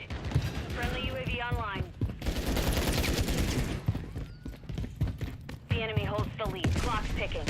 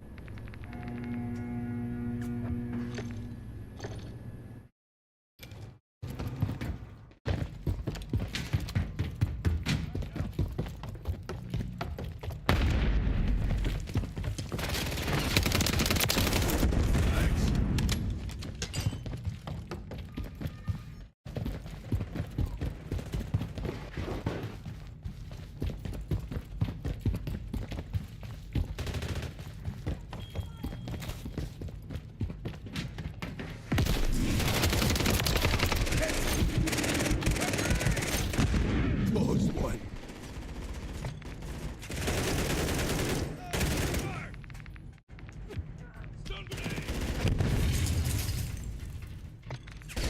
Shoot them, not me.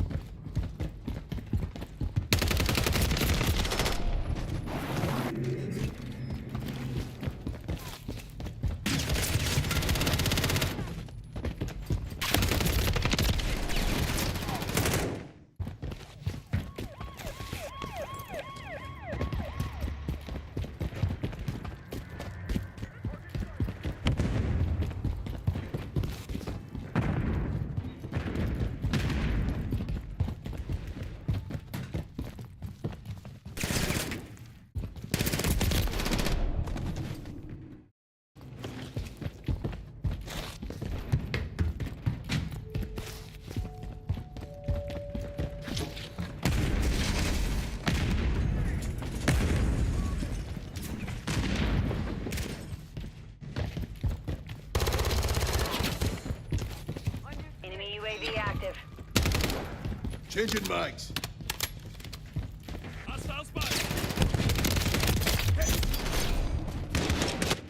We're getting hit hard. 1 minute remaining.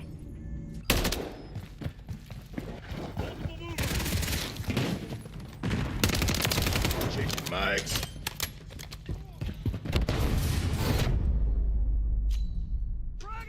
Mission failed. Return to base.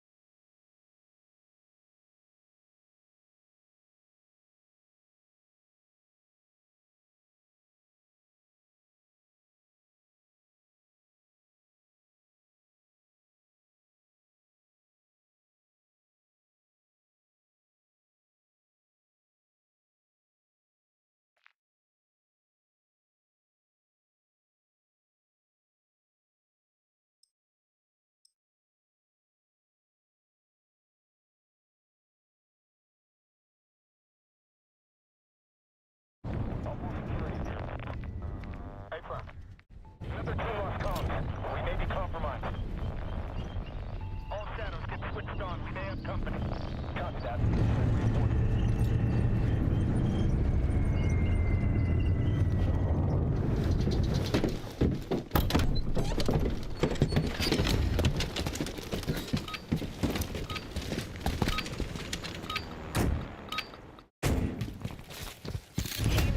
deathmatch. Engage and destroy the enemy. All of them.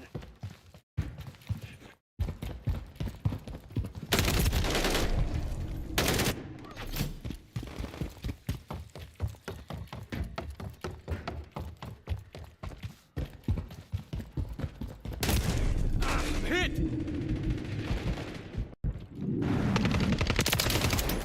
You setting playbook.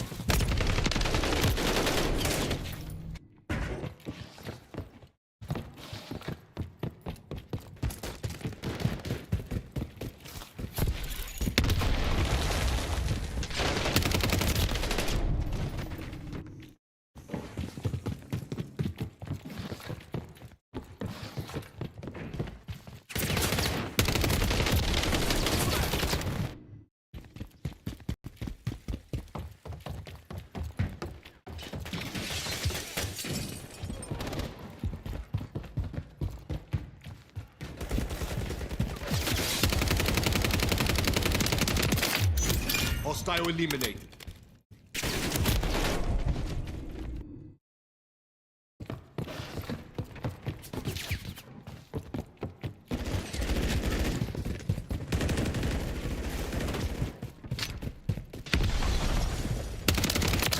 Switching mags.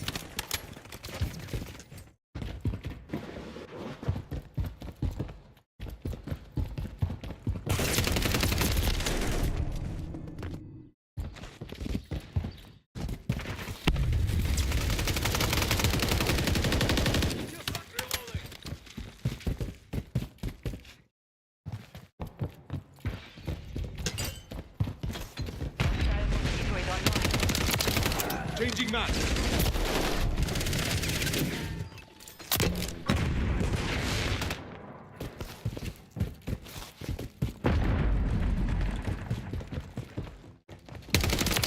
Loading fresh mag.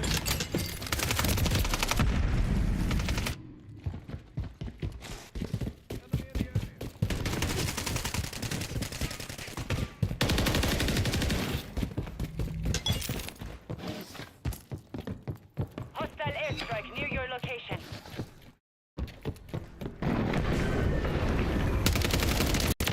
We're on the same side.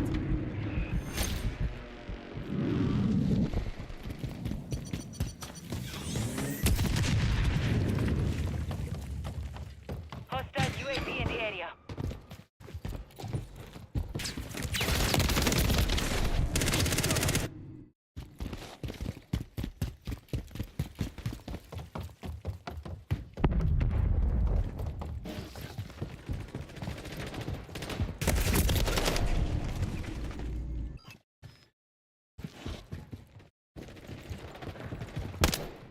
I'm with you. Enemy.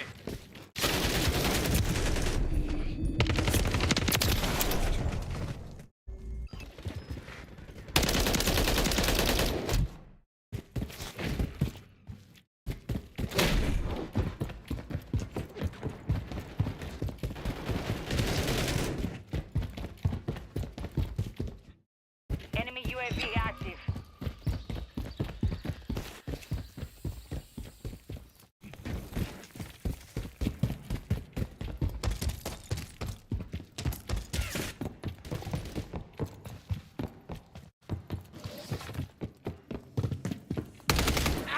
Check your fire. Changing maps.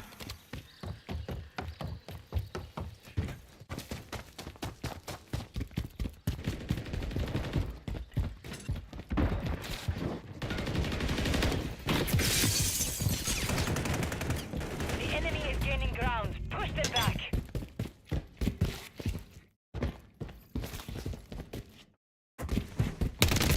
Taking fire.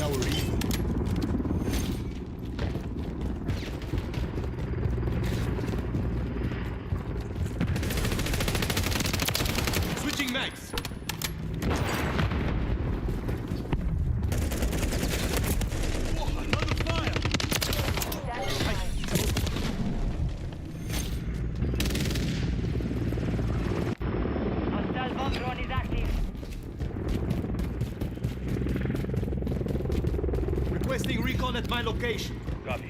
UAV orbiting the AO. Recon is online. Snipers down.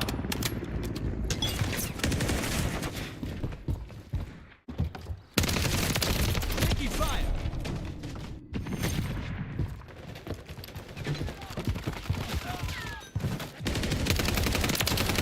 Loading fresh mag.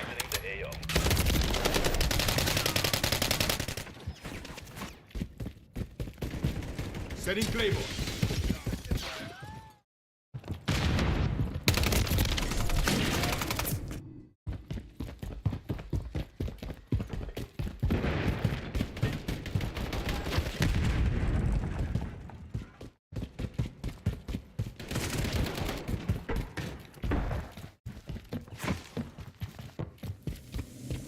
Setting Claymore.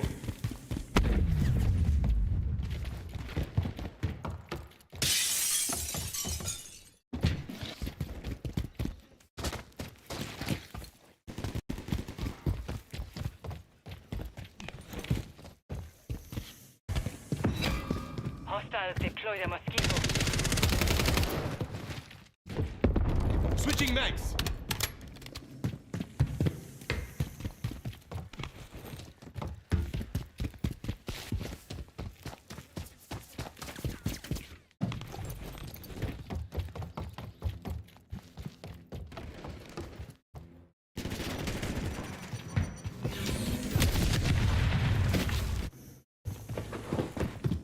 Hostile mosquito is online.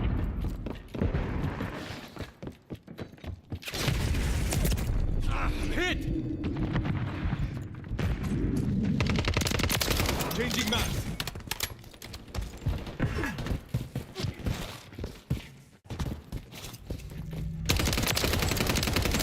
Loading fresh mag.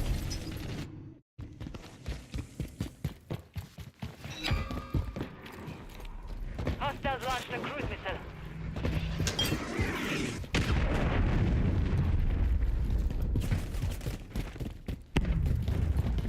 Hostiles deploy the mosquito. Changing maps.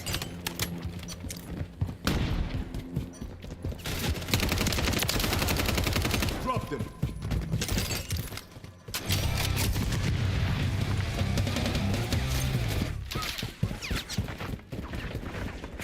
They're getting hit hard.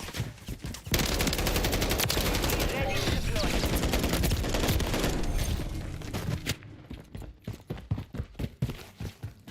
Requesting recon at my location. Copy that. UAV is on station.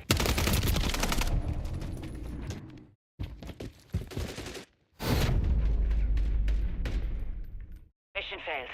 Return to base.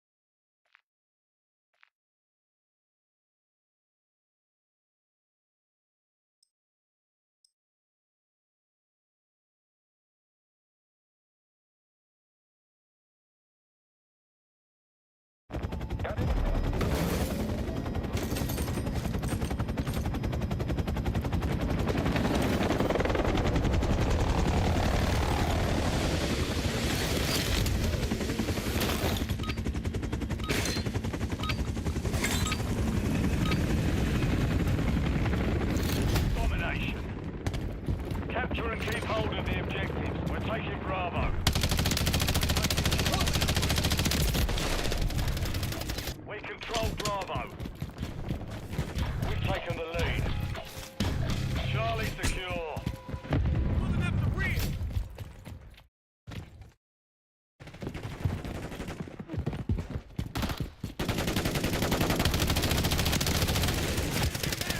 We're taking Alpha. We're losing Charlie.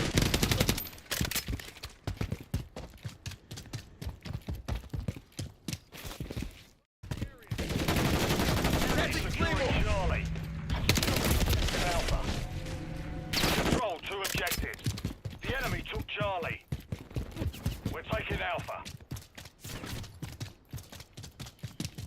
We control Alpha. Reloading. Securing objective Charlie.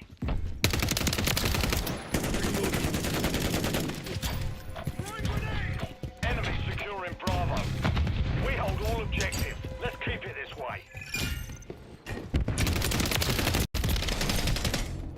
Enemy taking Bravo.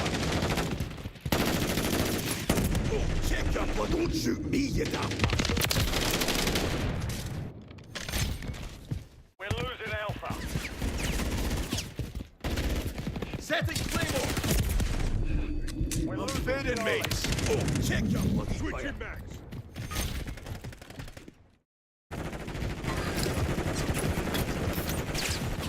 Objective Charlie is compromised. Get it back. We're taking Charlie.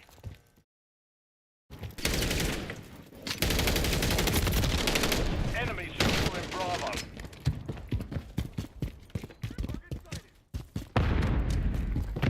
Securing objective Charlie. We've lost Bravo. Objective Charlie secure. Enemy taking Alpha. Enemy securing Charlie.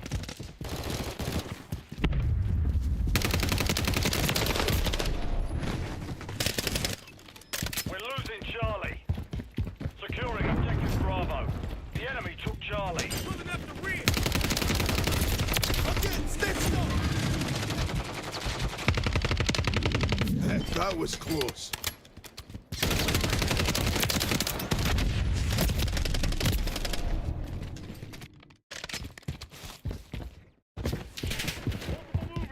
Charlie secure. Securing Charlie.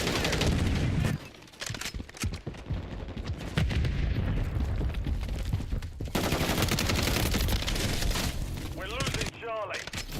Objective Charlie is compromised. We're losing Alpha. Enemies taking Alpha. Securing objective Charlie. Hostile UAV in the area. We're losing Alpha. Objective Charlie secure. Enemies taking Alpha.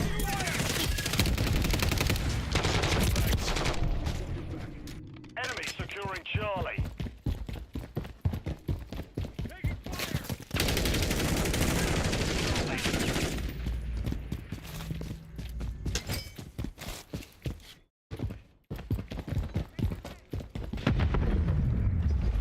Taking Bravo. We're losing Alpha. Enemy taking Alpha. Objective Bravo secure. Hostile Mosquito is online. Taking Charlie.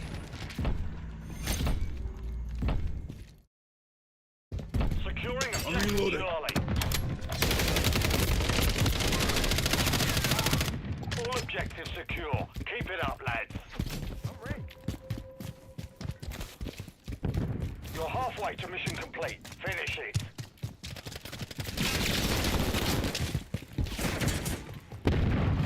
Pressure remote turret deployed.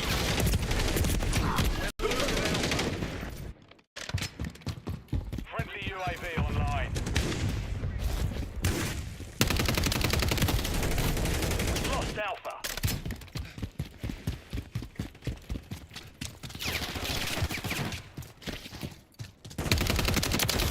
Max.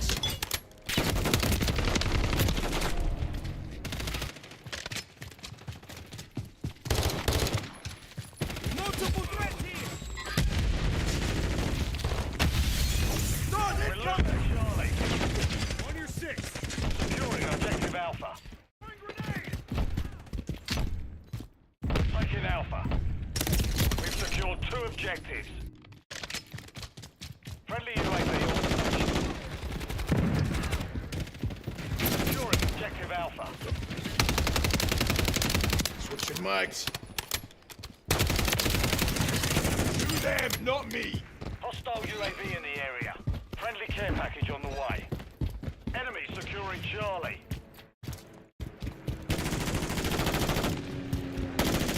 Objective Charlie is compromised. We're taking Alpha.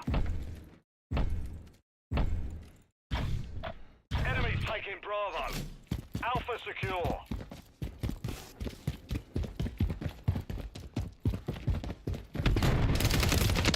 Objective Bravo is compromised. Get it back. Securing objective Bravo. We're taking Bravo. Fuck. Reloading.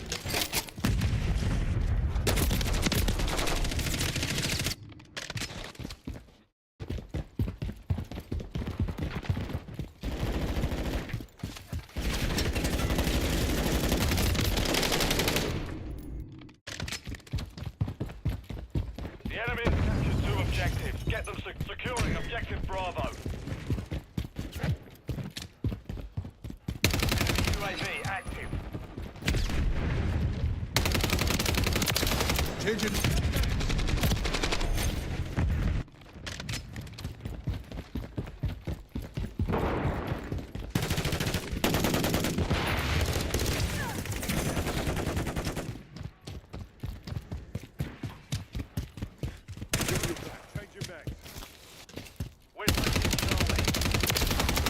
Effective fire!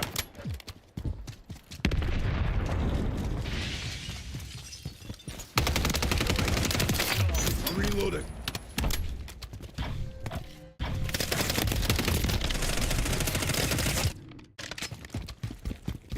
Enemies taking Alpha.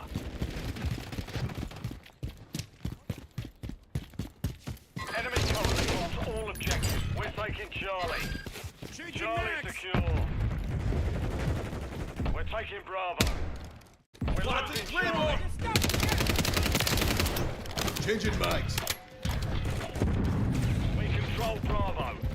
The enemy took Charlie. Hostile UAV in the area. We control Alpha.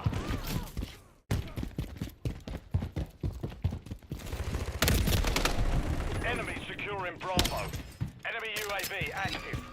We're losing Alpha.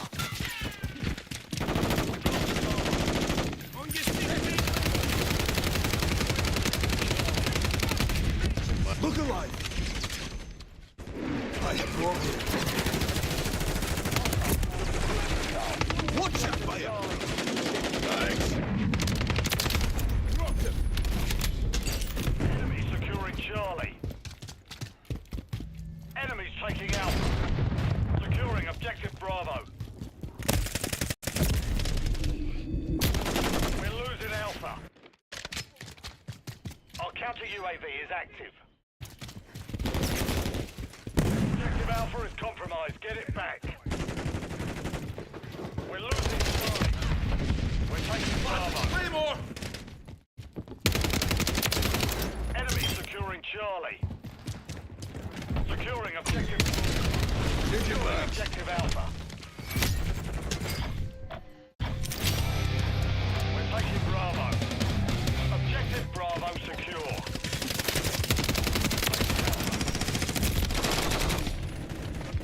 Enemies taking Bravo. What's your buck? Back. Swapping mag. Securing objective Alpha. Enemy securing Bravo. All objectives under hostile control. Re-secure. We're taking Alpha. Hostile UAV in the area. Enemy UAV. Taking Charlie. Enemy taking Alpha.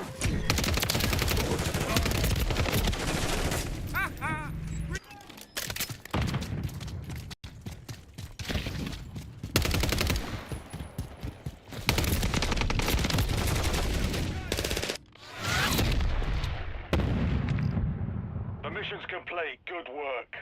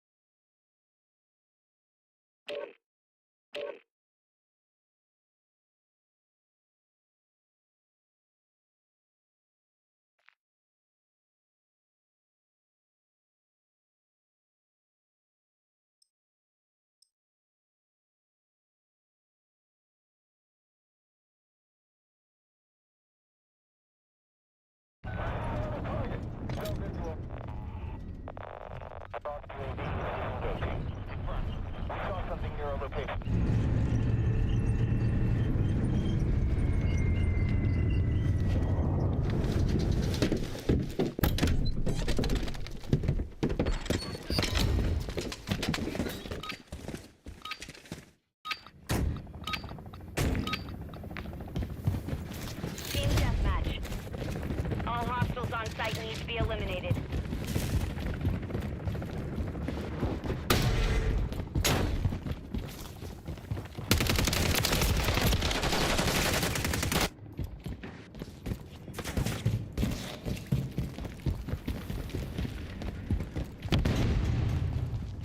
Incoming!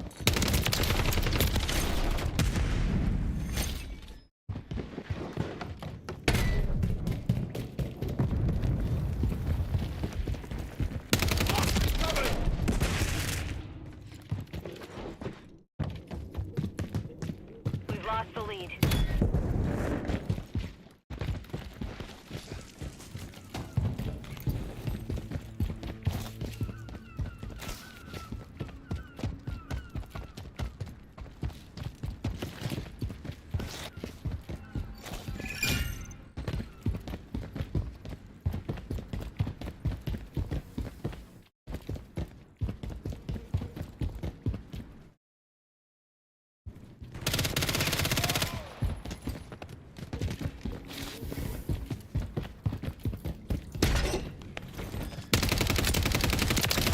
I'll get this message.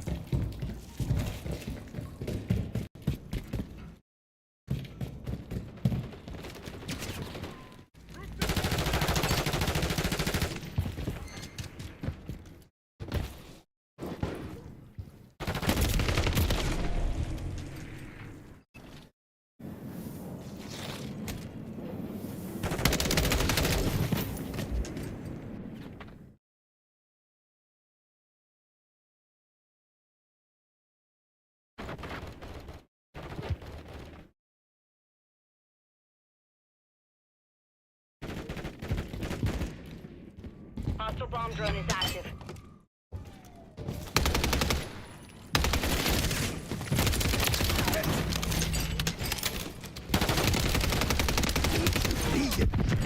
Not me. Heck, that was close.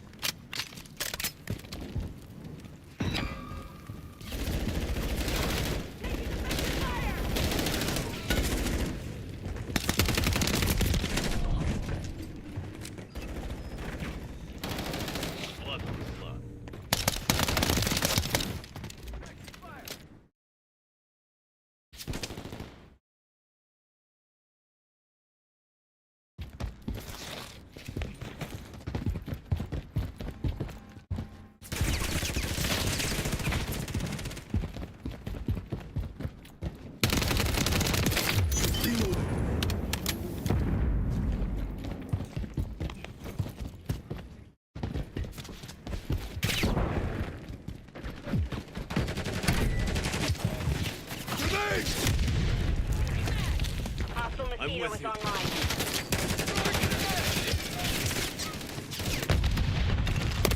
Contact!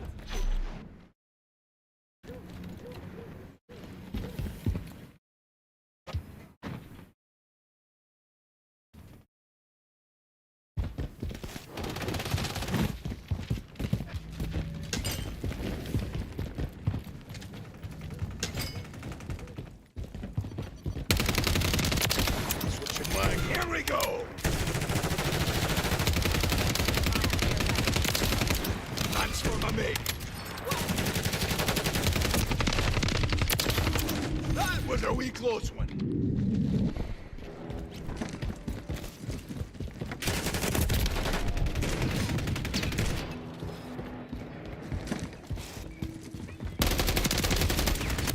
Taking effective fire.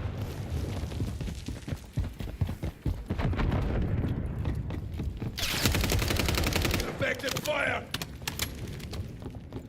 Hostile UAV in the area.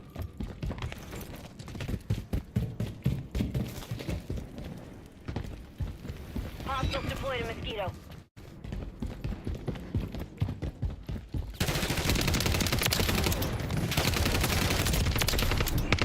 Stay stuck. In the lead. Changing back.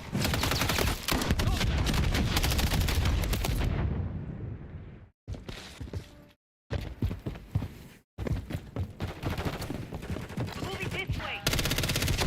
Watch out. Look alive.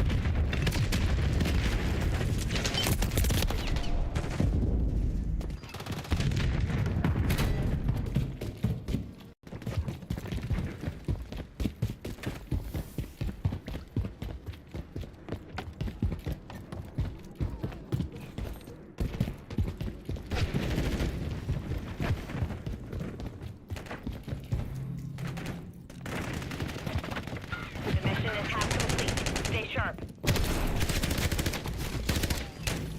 Swapping mags. Changing mags.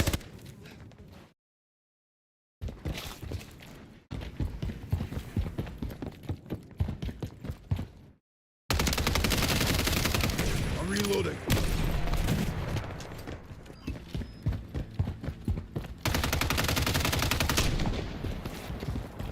The enemy's taken the lead. Friendly mosquito deployed.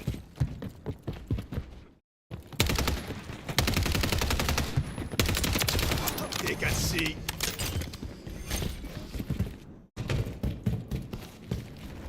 We have taken the lead.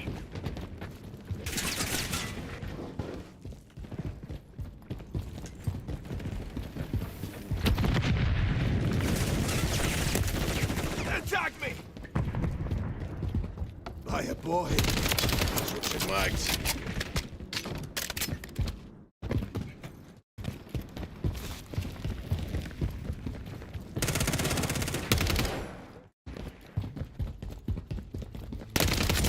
Reloading. Enemy bomb drone in the area. Stand by. Help the demo there.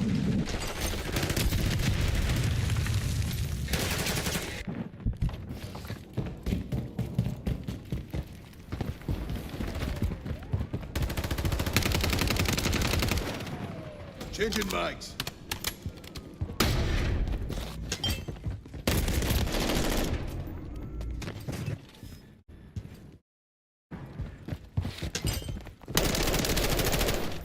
Loading. I got you set. Requested recon flyover. I'm reloading.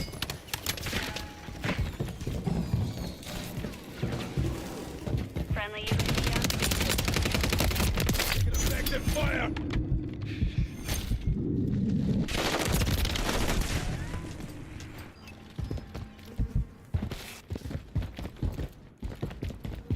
Advised UAV is exiting.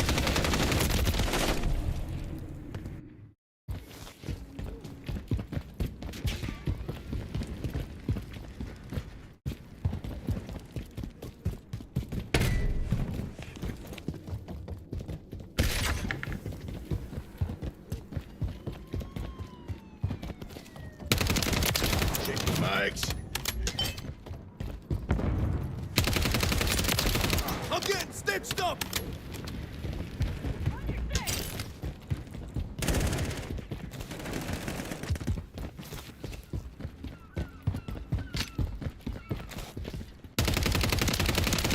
Final minute.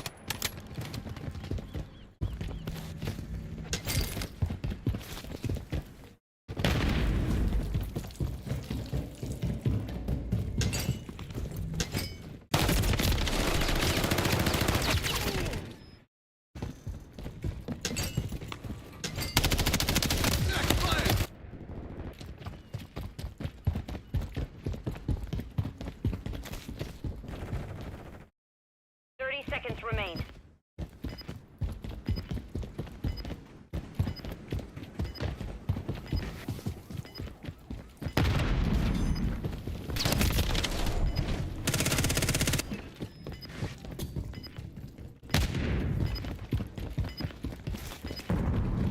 Seconds remaining.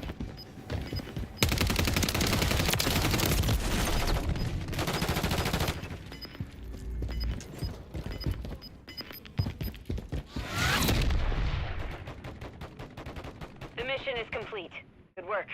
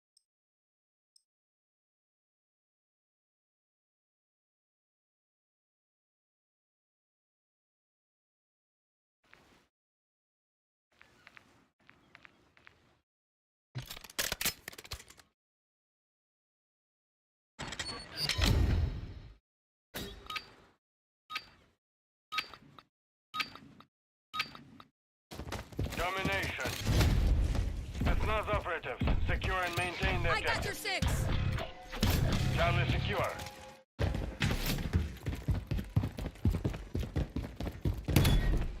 We're taking Bravo.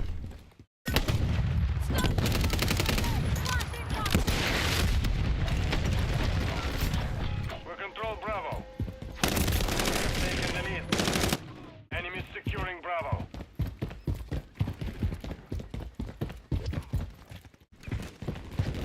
Objective Bravo is compromised. Get it back. You earned that. Securing Objective Bravo. Objective Bravo secure. Enemies taking Bravo.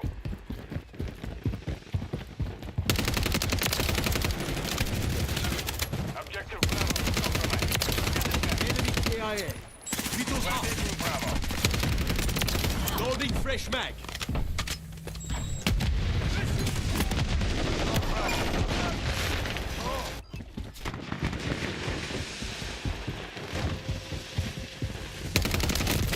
Oh, another fire.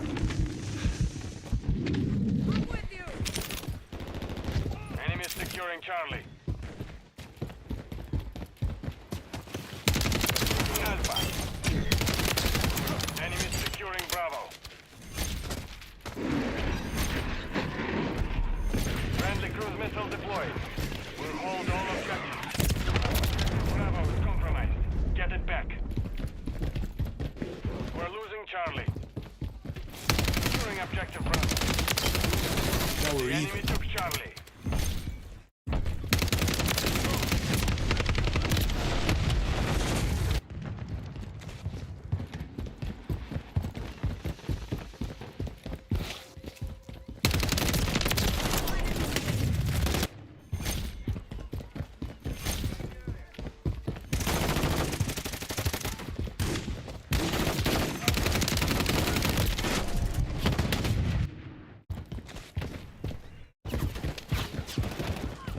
The enemy has captured two objectives. Get them secure.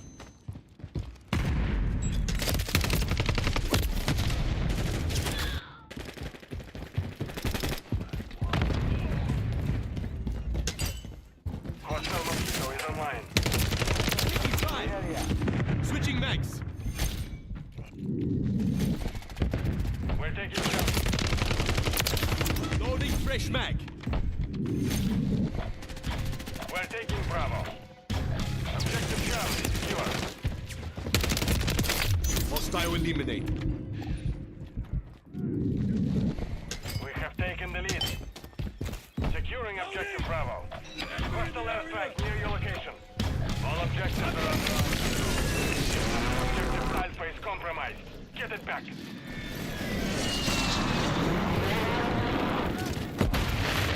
Enemies taking Bravo. Oh, another fire.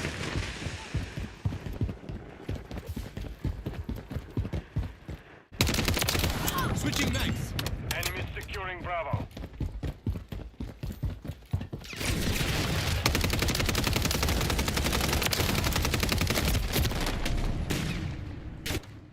We control two objectives.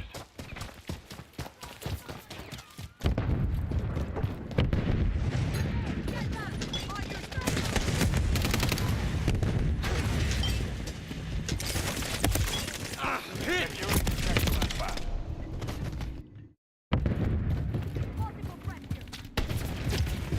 Hold all objectives. Do not lose control.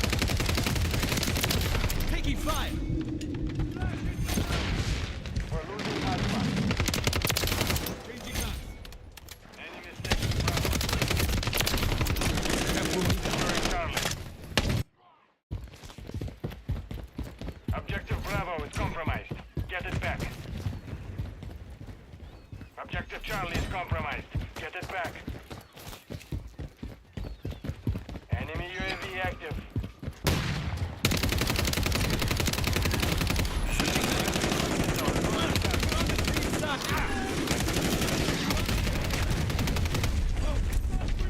Loading fresh mag. Friendly bomb drone is online. Objective Bravo secure. Securing objective Charlie. Objective Alpha is compromised. That was close. Get it back. You're halfway to mission complete. We're taking Charlie. Charlie secure.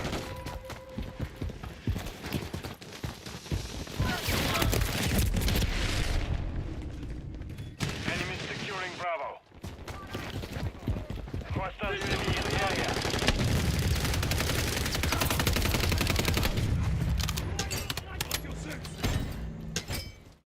We're losing Charlie. The enemy took Charlie. We're taking Alpha. Enemies taking Bravo. We control Alpha. Objective Bravo is compromised. Get it back. Under fire!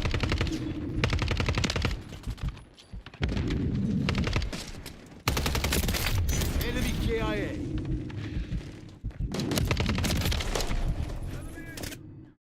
We're taking Bravo. I'm hit. We control Bravo. Break time's over. Enemies securing Bravo. Changing maps. Securing objective Charlie. Enemies taking Bravo.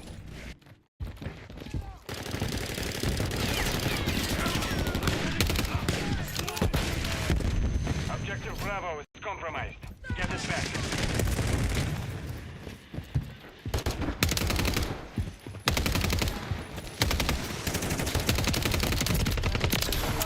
Hi, close. Securing objective Bravo. Drop it. Taking Alpha. Loading fresh mag.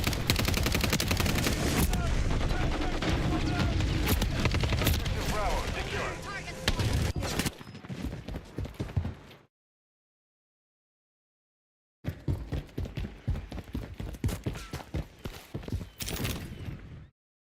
Enemies securing Bravo.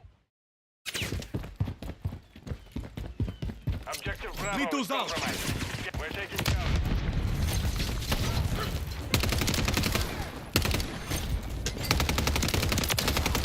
Securing objective Bravo.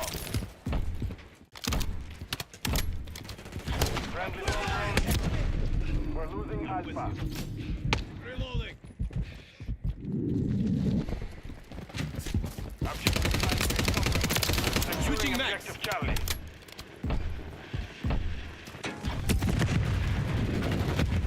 Objective Charlie secure.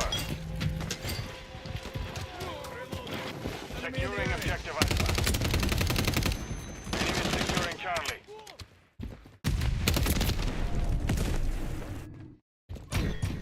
Enemies taking Bravo. Friendly UAV on station. Vito's hot. Taking effective fire!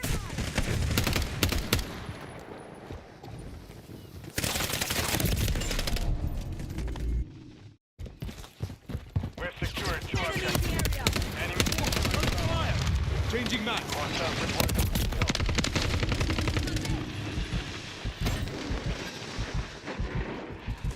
Friendly cruise missile deployed.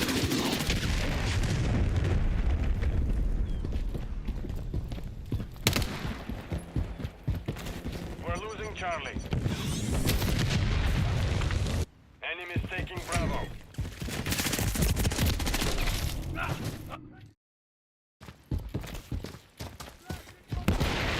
Enemies securing Bravo. Securing objective Alpha. All objectives are under our control. Give them enemies taking Alpha. Taking Bravo.